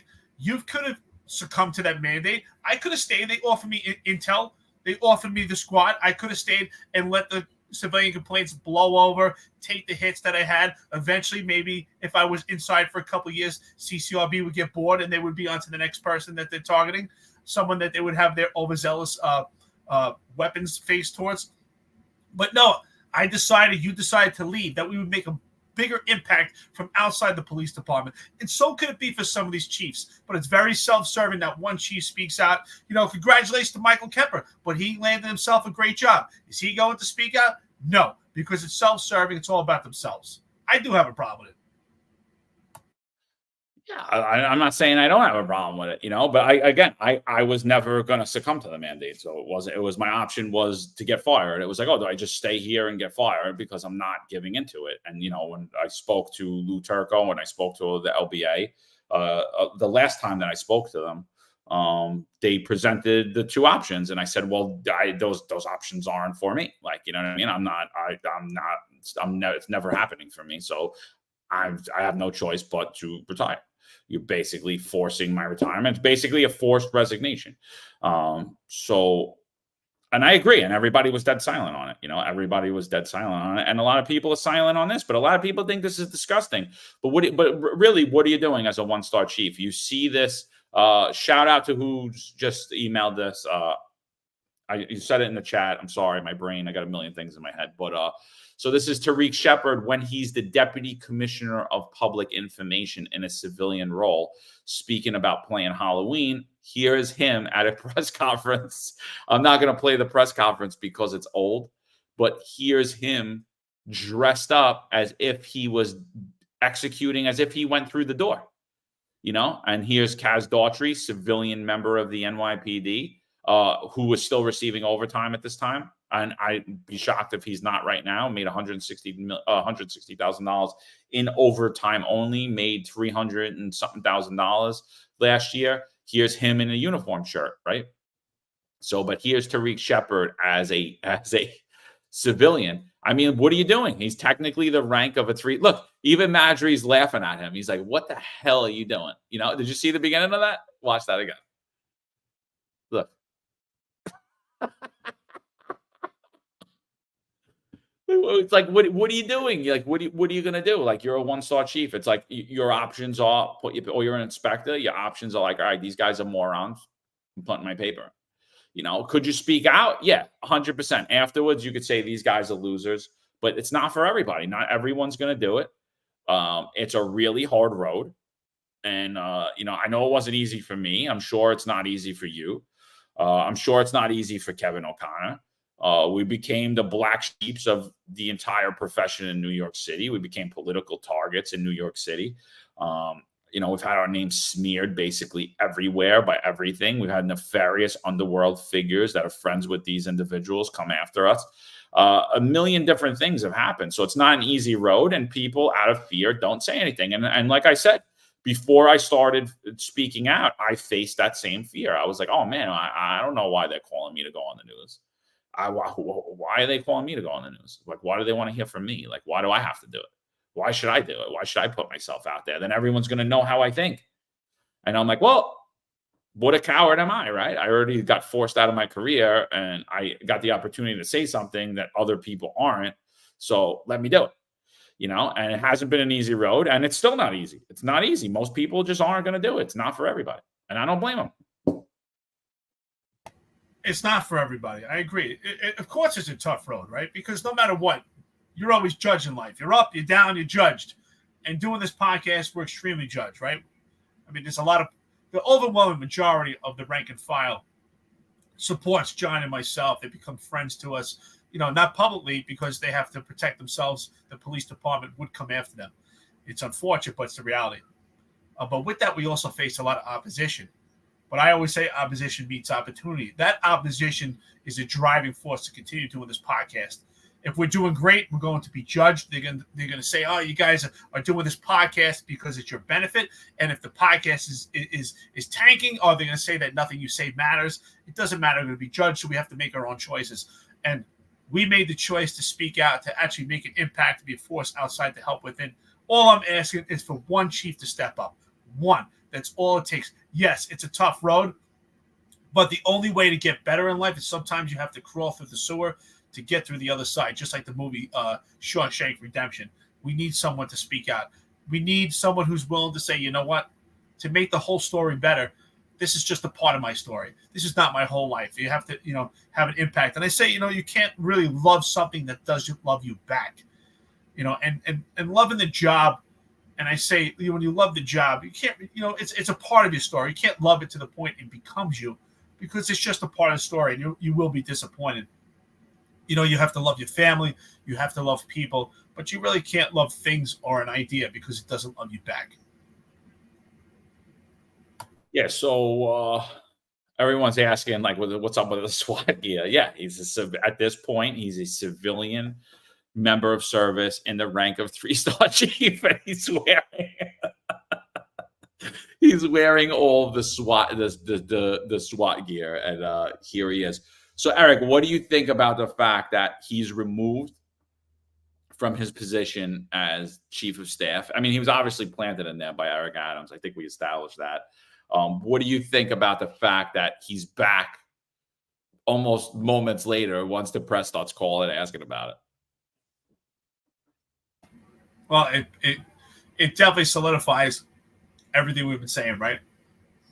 Initially we were bamboozled to believe that Tom Donlon was going to be the interim police commissioner to actually get these bums out, to clean house, to get the police department back where it needs to be, to have integrity back, to be disciplined, so that we could get a new police commissioner in there that's going to run operations, right? I didn't expect Tom Donlon to be an operational person for the police department. I figured the police department would take a step back right now. Ultimately, it may even hurt public safety for a while, because we have to concentrate on the leadership of the police department. We have to clean house to get to a point where we can actually concentrate on operational procedures.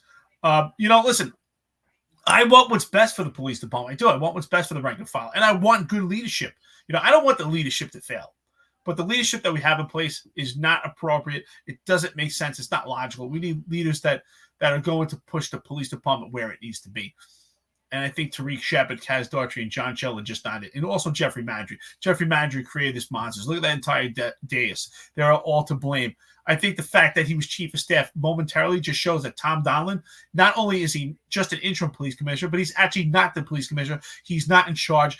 His say doesn't matter. And that's actually, it propels and projects to the entire rank and file. And the rank and file knows that Tom Donlon is not the police commissioner. They know that it's Kaz Daughtry and Tarik Sheppard and John Shell. They know that. They see it. They've heard it. Unlike what Kaz Daughtry has told the public in an interview, that the cops don't know what's going on. They do know what's going on. They do. We know what's going on. Our friends that listen to the podcast know what's going on. It's just too obvious. It's too apparent. Yeah, absolutely. So listen, we're at hour 33. I think this is a great day. I know everybody's tired. What do you want to do? I was thinking about just playing the Trump speech, his victory speech, and then just wrapping it up and calling it a day here. What do you think? You got anything to add before we get out of here? No, absolutely. I think this is a glorious day. Let people enjoy their day. And thank you so much for everyone who dipped in their pockets, getting coffee and donuts to this podcast.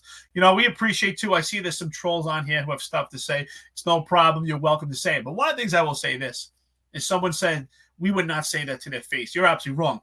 We do not hide behind fake monikers. You see our face, you see our names, everything that we say in this podcast, we would say to their faces. We would say it in public. What we say in private, we say in public. It's the same thing.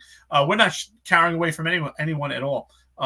Absolutely. We're saying it to their face right now. They see exactly who we are. So it's no problem. The police department has tried to come after us. We've actually even had death threats, and we're still here.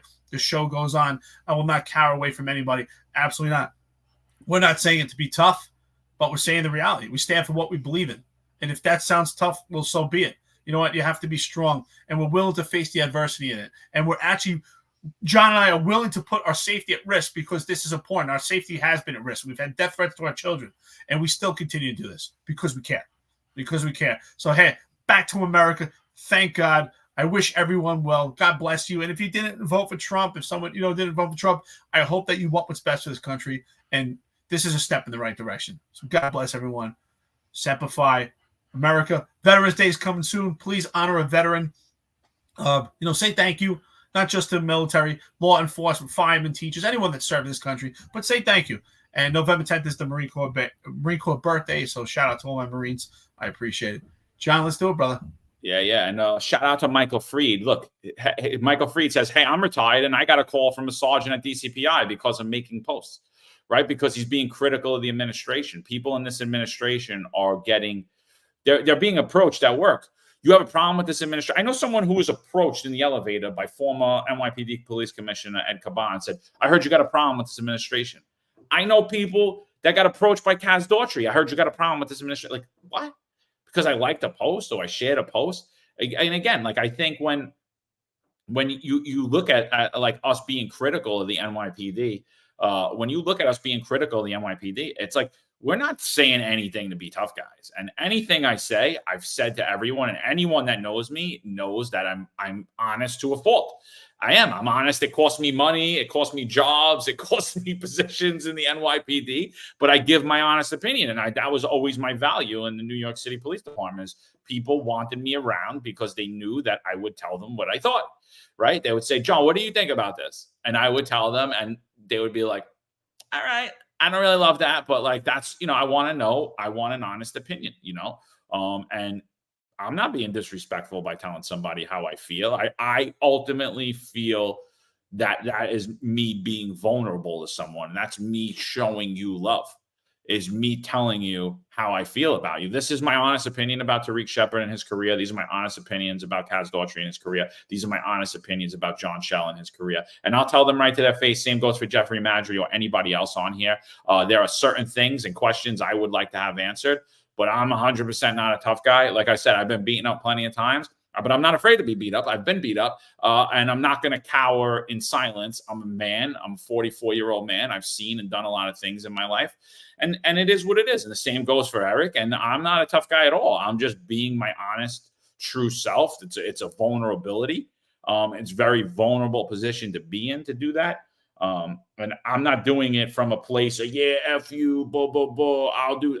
It's not me at all. I'm not like that. I'm not like that in person. I'm not like that on here. What you see is what you get. And that's what everybody will tell you about me. The people that work for me, the people I supervised, everyone. They'll tell you I'm a lot of different things. I've been called a lot of different things, but a phony, a liar, not one of them, Yeah, John, I mean, just to even solidify that, we have said, and we are willing to have John Schell, Kaz Daughtry, Tarik Sheppard come on the podcast. We actually asked the PBA president to come on the podcast. We're willing to have these open conversations. We even had Jose LaSalle from Cop Watch here, who was in complete opposition to my career, who followed me and monitored my career for almost entire decade, really had a disdain for myself doing policing. I never took it personal. We actually had a great conversation this podcast. We even laughed at the end. So shout out to Arbed. Wow, thank you so much for dipping into pocket, talking about coffee, donuts, bagels, pizza. John, we're going to eat well today. Thank you so much. Thank you for supporting us. Great friend to the podcast. Helped me out a lot with my Starlink issues. $99.99 to the podcast. Bye-bye, Demon Craps. I've never had a better night's sleep since 2016. You gentlemen, and the best Cansafrito pronunciation master, Sal Greco. Shout out to Sal Greco, says Cansafritos will soon be in charge of the Unfiltered Commission on corruption. Absolutely. Shout out to you. God bless you, Donald Trump and USA. Absolutely. God bless USA. I wish we actually had some America the Beautiful to play at the end of this, but you know what? Really shout out to America. You know, if you don't do it now, Pledge of Allegiance, teach your kids to Pledge of Allegiance, you know, be America again. Be proud to be America. Salt of the earth. Absolutely. John, what we say here is what we say in private, what we say in public. We're being honest. And if honesty sounds like being a tough guy, well, then so be it. I mean, that's what it takes. We just want to be honest. We want to tell the truth. You know, and I think John and I are very fair. I mean, John Shell has been trolling this podcast. He sent some he sent some goons after us, and we still give him credit. Yeah, I don't give him much credit. I think he should be removed. But you know, the other thing is that he I one point before we go, we're going to play the Trump video for you guys. And then, yeah, I definitely, a lot of people saying to watch The View today at 11. I agree. I think it's must-see TV. I think it's going to be hysterical. A lot of memes going to come out. A lot of good clips are going to come out of that. I love watching the insanity that comes out from that show. That should be pretty funny, especially that they all at one time did love Donald Trump. And we have videos and photos and all that to back that up. But there was one thing I missed. We put out a meme. I played it during this thing, and the meme was, it was like, you know, it was like a write over of The Simpsons, what it was, you know, Tom Donlon throwing Mo out of the bar with Tarik Sheppard's face over Mo. And then Tom Donlon standing there like, yeah, and get out. And then right behind them is Mo at the bar again. Like, you know, basically he kicked Tarik Sheppard out. Tarik Sheppard comes right back. He's right back where he was, right? It was all for nothing. So in that we said we had made mention in the meme in the X post, the Instagram post, and in the TikTok post, we had made mention to the fact that Tarik Sheppard had affected 22 arrests in his career. So the handle, what is it, Gene Lewis? So it's 100% John Shell. If you look at it, yeah. I actually think it's viral news. But no, it's 100% John Shell. You got to see one of the comments. I will definitely talk about it afterwards, but it's 100%. It's 100% John Shell. I've had a conversation with him over the weekend. It's 100% him. I think they share it. Honestly, wait till you see the last post. But whatever. But he says, what do you consider a good amount of arrest for a cop is? So I just responded to it. And I said, well, I think that since he's doubled his bosses, your bosses' amount of arrests, which is Eric Adams, which is 9 arrests for a career prior to making sergeant, I think he had a pretty good career. So I think Eric Adams, the bar for superstar. If you have 9 arrests in the police department prior to you making sergeant, you're a superstar, because Eric Adams was a superstar. Because what did I hear? I heard every day when he was in the police department, he was kicking those crackers' asses. Every day he was doing that. He was amazing in the police department. He said he was unbelievable. He said that's what he said. I was unbelievable. So if you affect 9 arrests, that's the bar. You are now unbelievable. You have the right to walk around with swagger. So shout out. That's where the arrogance comes from Tarik. He's got 22, so he's more than doubled the swagger man himself. So the bar's Eric Adams at this point for me.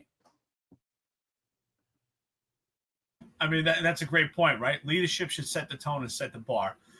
So absolutely, it's actually more, right? It's more than 100%. So I definitely think we nailed it here. Shout out to everybody, America. Thank you so much, everyone dipping their pockets. Tom Sullivan. Still waiting out. We hopefully, you feel encouraged, and we wish you well, and God bless, and hopefully pull this out. And if for some reason it doesn't, hopefully you decide to stay in the game. I think you have the stamina for it. So shout out to you. My best wishes to Tom Sullivan, of course. And here's Donald Trump, the man to lead the country. Let's move forward. Let's be America. Let's be proud to be patriots again. Be proud to be an American. Get your American flag. Put it out there. All right, guys. Find us on Unfiltered Podcast. We'll be back at you tomorrow. We're going to play the King of New York, the 47th President of the United States, Donald J. Trump's victory speech last night. God bless everybody. God bless America. Let's make America great again. Let's make America strong again. Let's make America prosperous again. Let's go. We'll see you guys all tomorrow. Thank you for tuning in. Thank you for weighing in with us. We appreciate it. Be back at you tomorrow.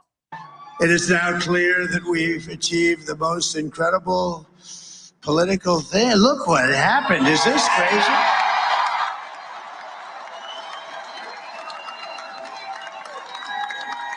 But it's a political victory that our country has never seen before, nothing like this. I want to thank the American people for the extraordinary honor of being elected your 47th president and your 45th president. And to every citizen, I will fight for you, for your family, and your future. Every single day, I will be fighting for you, and with every breath in my body, I will not rest until we have delivered the strong, safe, and prosperous America that our children deserve and that you deserve. This will truly be the golden age of America. That's what we have to have. This is a magnificent victory for the American people that will allow us to make America great again.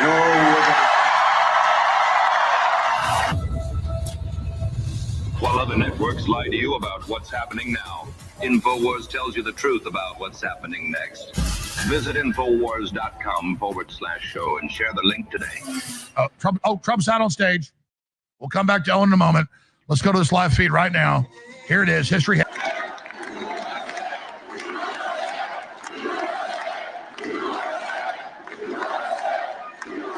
Well, I want to thank you all very much. This is great. These are our friends. We have thousands of friends on this incredible movement. This was a movement like nobody's ever seen before. And frankly, this was, I believe, the greatest political movement of all time. There's never been anything like this in this country and maybe beyond. And now it's going to reach a new level of importance because we're going to help our country heal. We're going to help our country heal. We have a country that needs help, and it needs help very badly. We're going to fix our borders. We're going to fix everything about our country. And we made history for a reason tonight, and the reason is going to be just that. We overcame obstacles that nobody thought possible, and it is now clear that we've achieved the most incredible political thing. Look what happened. Is this crazy?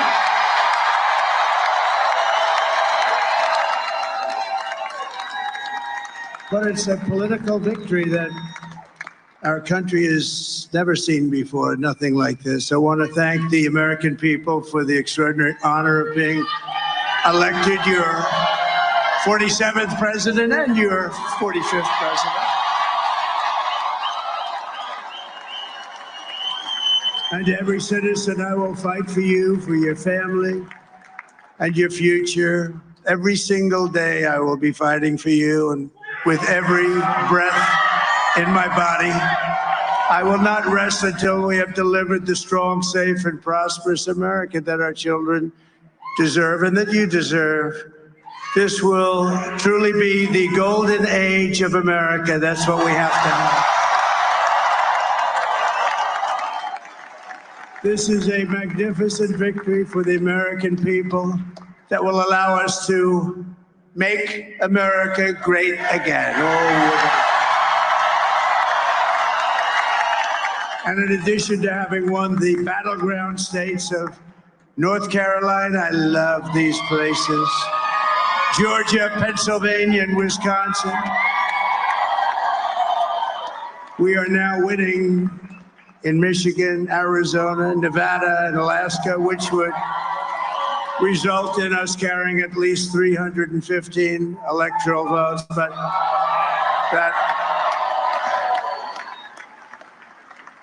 But it's much easier doing what the networks did or whoever called it, because there was no other path. There was no other path to victory. We also have won the popular vote. That was great. Very proud of that.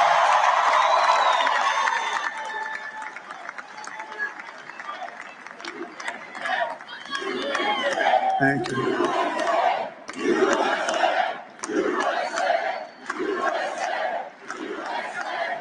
Thank you very much. Thank you. Winning the popular vote was very nice, very nice, I will tell you.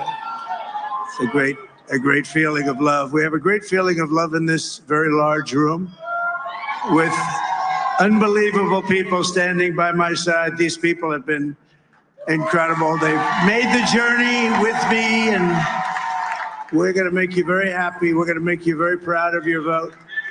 I hope that you're going to be looking back someday and say that was one of the truly important moments of my life when I voted for this group of people beyond the president, this group of great people. America has given us an unprecedented and powerful mandate.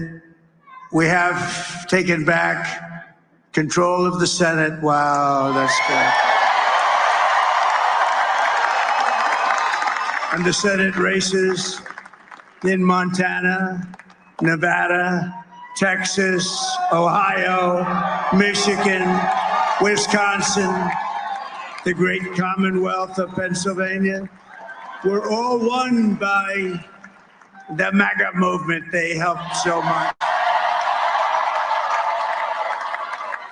And in those cases, every one of them, we worked with the senators. They were tough races. And I mean, the number of victories in the Senate was absolutely incredible. And we did tele-rallies. We did tele-rallies with each one of them. And sometimes we did 2 or 3 and it was amazing to look at all of those victories. Nobody expected that, nobody. So I just wanted to thank you very much for that. And you have some great senators and some great new senators. And it also looks like we'll be keeping control of the House of Representatives.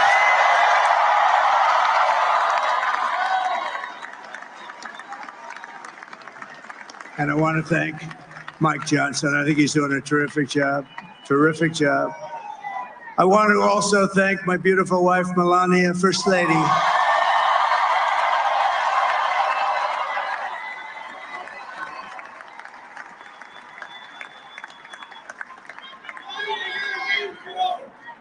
Who has the #1 best-selling book in the country. Can you believe that?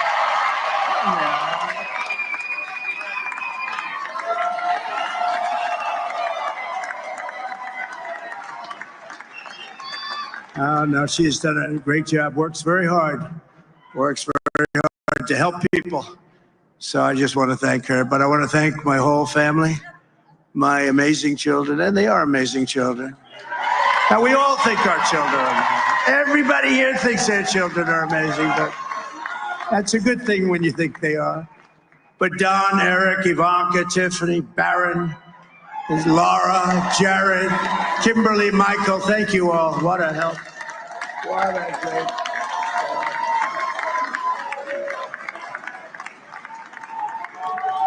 My father-in-law, Victor, is tremendous. And we miss very much Melania's mother, Amalia. We miss Amalia, don't we, huh?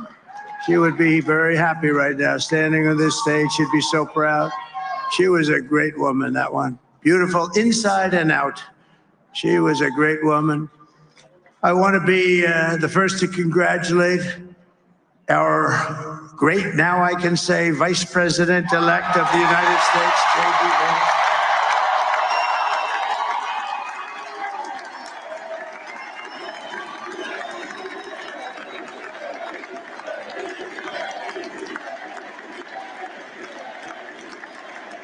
And his absolutely remarkable and beautiful wife, Usha Vance. And he is a feisty guy, isn't he? You know, I've said, go into the enemy camp. And you know, the enemy camp is certain networks. And a lot of people don't like to, sir, do I have to do that? He just goes, okay. Which one? CNN, MSDNC? He'll say, all right, thank you very much. He actually looks like, he's like the only guy I've ever seen. He really looks forward to it. And then he just goes in and absolutely obliterates them. Say a couple of words here.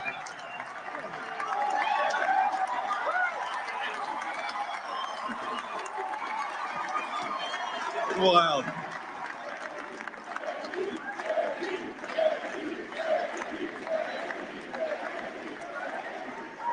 Well, Mr. President, I appreciate you allowing me to join you on this incredible journey. I thank you for the trust that you placed in me. And I think that we just witnessed the greatest political comeback in the history of the United States of America.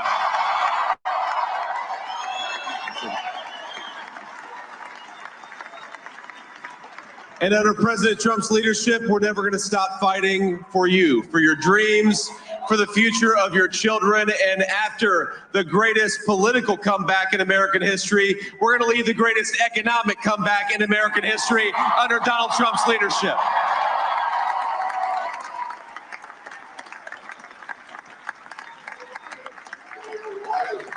Thank you very much. He's turned out to be a good choice. I took a little heat at the beginning, but he was, I knew the brain was a good one, about as good as it gets. And we love the family, and we're going to have a great 4 years, and we're going to turn our country around, make it something very special. It lost that little thing called special. We have to make it so. We're going to make this so great. It's the greatest country, and potentially the greatest country in the world by far. And right now we're going to just work very hard to get all of that back. We're going to make it the best it's ever been. We can do that. If we had to wait longer, I don't know. It was going bad, and it was going bad fast. We're going to have to seal up those borders, and we're going to have to let people come into our country. We want people to come back in, but we have to let them come back in, but they have to come in legally. Let me also express my tremendous appreciation for Susie and Chris, the job you did. Susie, come here. Come here, Susie. Chris, come here, Chris. Susie likes to stay sort of in the back, let me tell you. The ice baby, we call her the ice baby. Right? Come here, Chris. Come here, Chris. Susie likes to stay in the background. She's not in the background. Come here, Susie. This wasn't expected, but I just want to thank, obviously, President Trump for this journey. It was a great one, and he's a hell of a candidate. And he's going to be a hell of a great 47th president. And this team that we had, the best team, and of course, even my boss, Susie Wiles, the best. Thank you.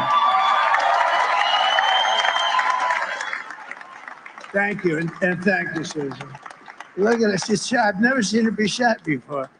Susie, they're great. Everybody up here is great. Everybody up here is very special. But the Trump, who did you say? Oh, let me tell you, we have a new star. A star is born, Elon. No, he is. Now he's an amazing guy. We were sitting together tonight. You know, he spent 2 weeks in Philadelphia and different parts of Pennsylvania campaigning. You know, he sent the rocket up 2 weeks ago, and I saw that rocket, and I saw it coming down. I saw it. It was, when it left, it was beautiful, shiny white. When it came down, it didn't look so pretty. It was going 10,000 miles an hour, and it was burning like hell. I said, what happened to your paint job? He said, we've never made a paint that could withstand that kind of heat. And, but I saw it come down and turn around. And it was, you know, it's like 22 stories tall, by the way. It looks a little smaller than that, but it's big. And it came down, and you saw that fire burning. And I'm saying, only Elon can do this. It must be an Elon. And I tell the story. I told it last night. I had a man on the phone.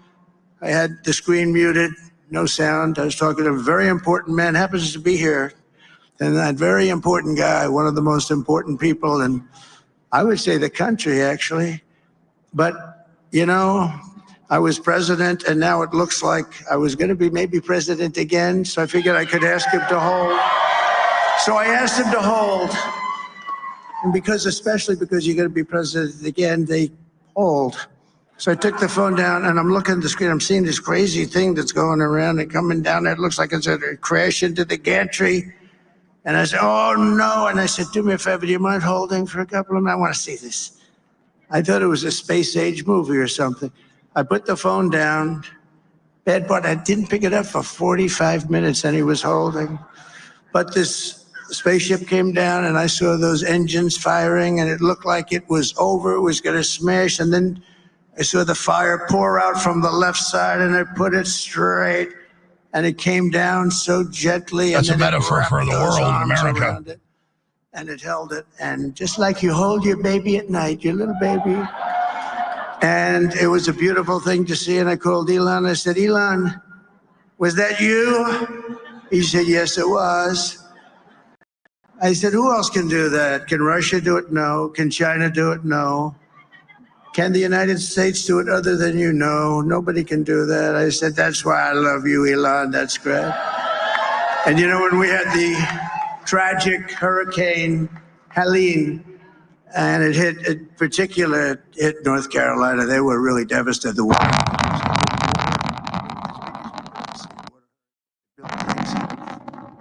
fields became lakes, and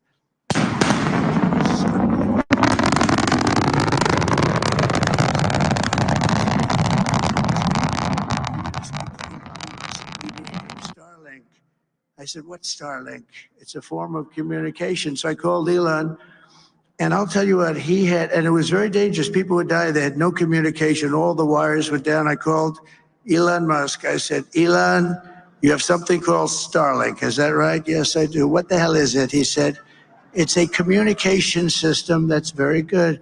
I said, Elon, they need it really, really badly in North Carolina. Can you get it? He had that there so fast. It was incredible. So, and it was great. It saved a lot of lives. He saved a lot of lives. But he's a character. He's a special guy. He's a super genius. We have to protect our geniuses. We don't have that many of them. That's right. We have to protect our super geniuses. I want to thank some of the guys. You know, we have up here today the U.S. Open champion. He's a fantastic golfer, slightly longer than me. It's a little bit longer than me. Just a little bit. Bryson DeChambeau is up here someplace. What happened to Bryson? Where is he? Bryson. Oh, he was shot. Notice Trump is being very friendly, very nice. Nothing about his victory over the Satanists trying to put him in prison. Even though he'll be back tomorrow trying to put him in prison, impeach him. Oh, look at him. Oh, got the murdered out hat.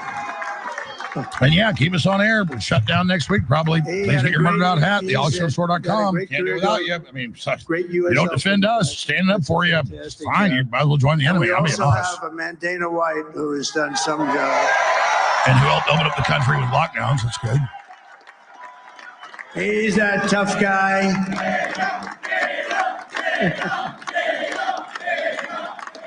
So Dana started UFC and came to me, do you mind if I use your, nobody wanted to give him a rinse because they said it's a rough sport, a little rough.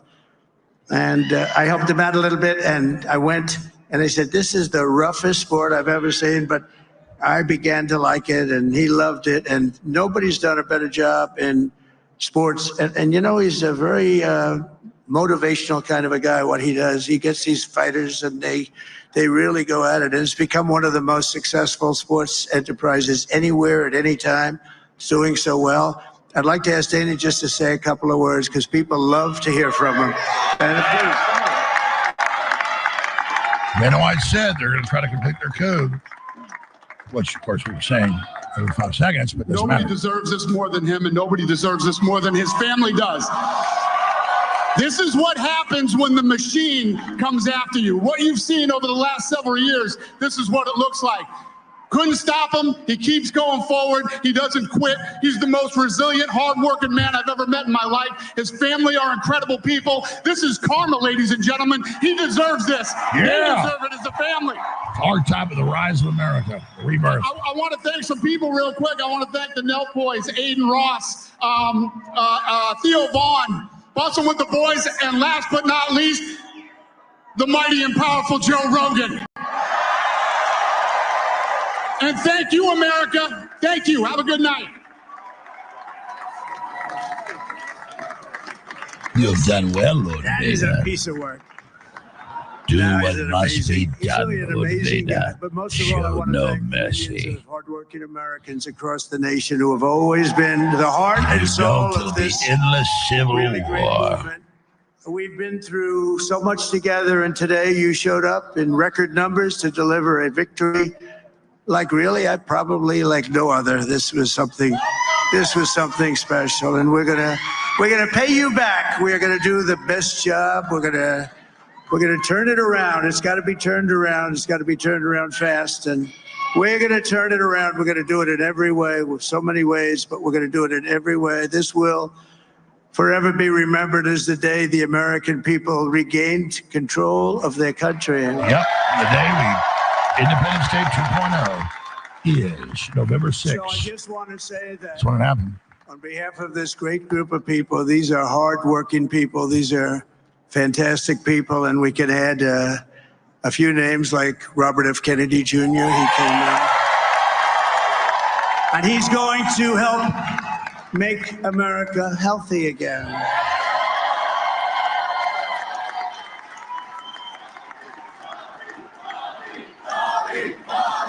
I know listeners are holding. Trump came out at 1:27. Like I said, I got the time zone wrong, but I didn't nail it. I said, God tells me 1:27 was nailed, but not me. That's God. Little sign God gives us.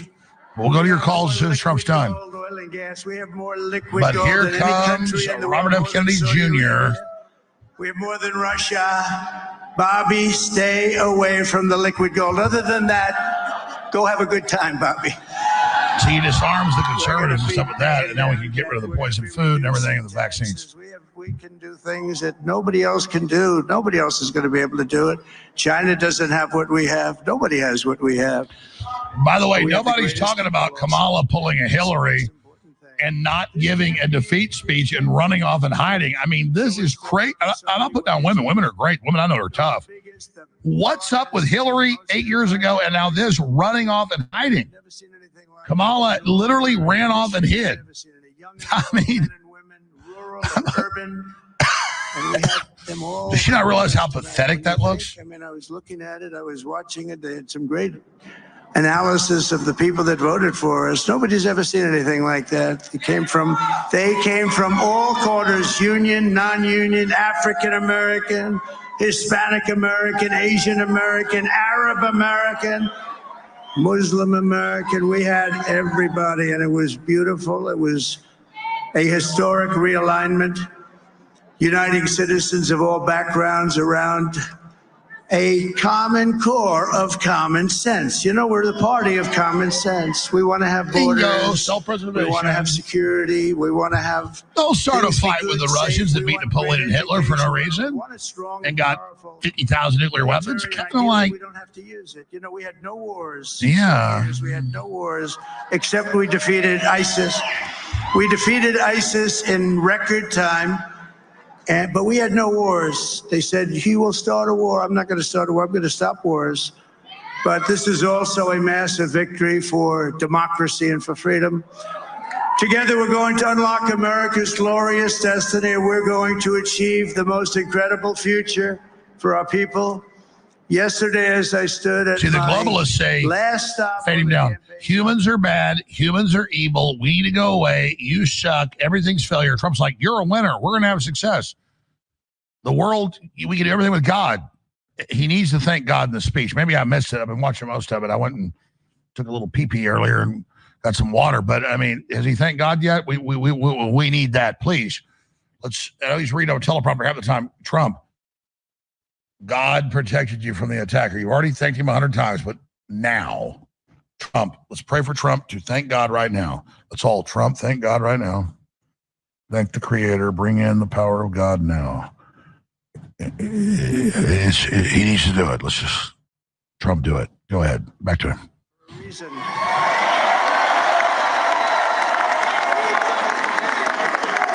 And that reason was to save our country and to restore America to greatness.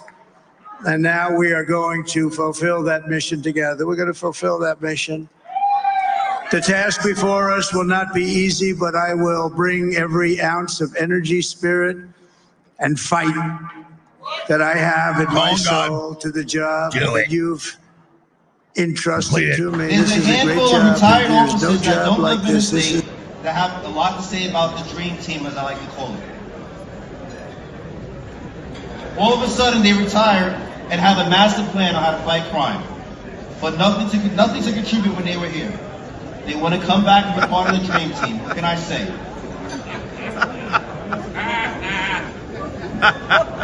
Law enforcement professionals dedicate their lives to serving and protecting our community. But who's protecting their financial futures? That's where Laidlaw Blue comes in. Our wealth management platform is specifically designed for the law enforcement community. Laidlaw Blue is a division within Laidlaw Wealth Management, run by retired New York City detective John McDermott. His status as a retired detective uniquely positions him to establish a deep connection between Laidlaw Blue and the law enforcement community. Our platform is easy to use and provides a range of financial services, including investment management, retirement planning, and insurance solutions. With Laidlaw Blue, you can secure your financial future and provide for your loved ones. Our team of experienced financial advisors understands the unique challenges and opportunities that law enforcement professionals face. We're here to help you navigate the complexities of financial planning and achieve your goals. Laidlaw Blue. Secure your financial future today. Book a meeting using the QR code displayed or call us directly on 888 901 Blue. That's 888 901 Blue.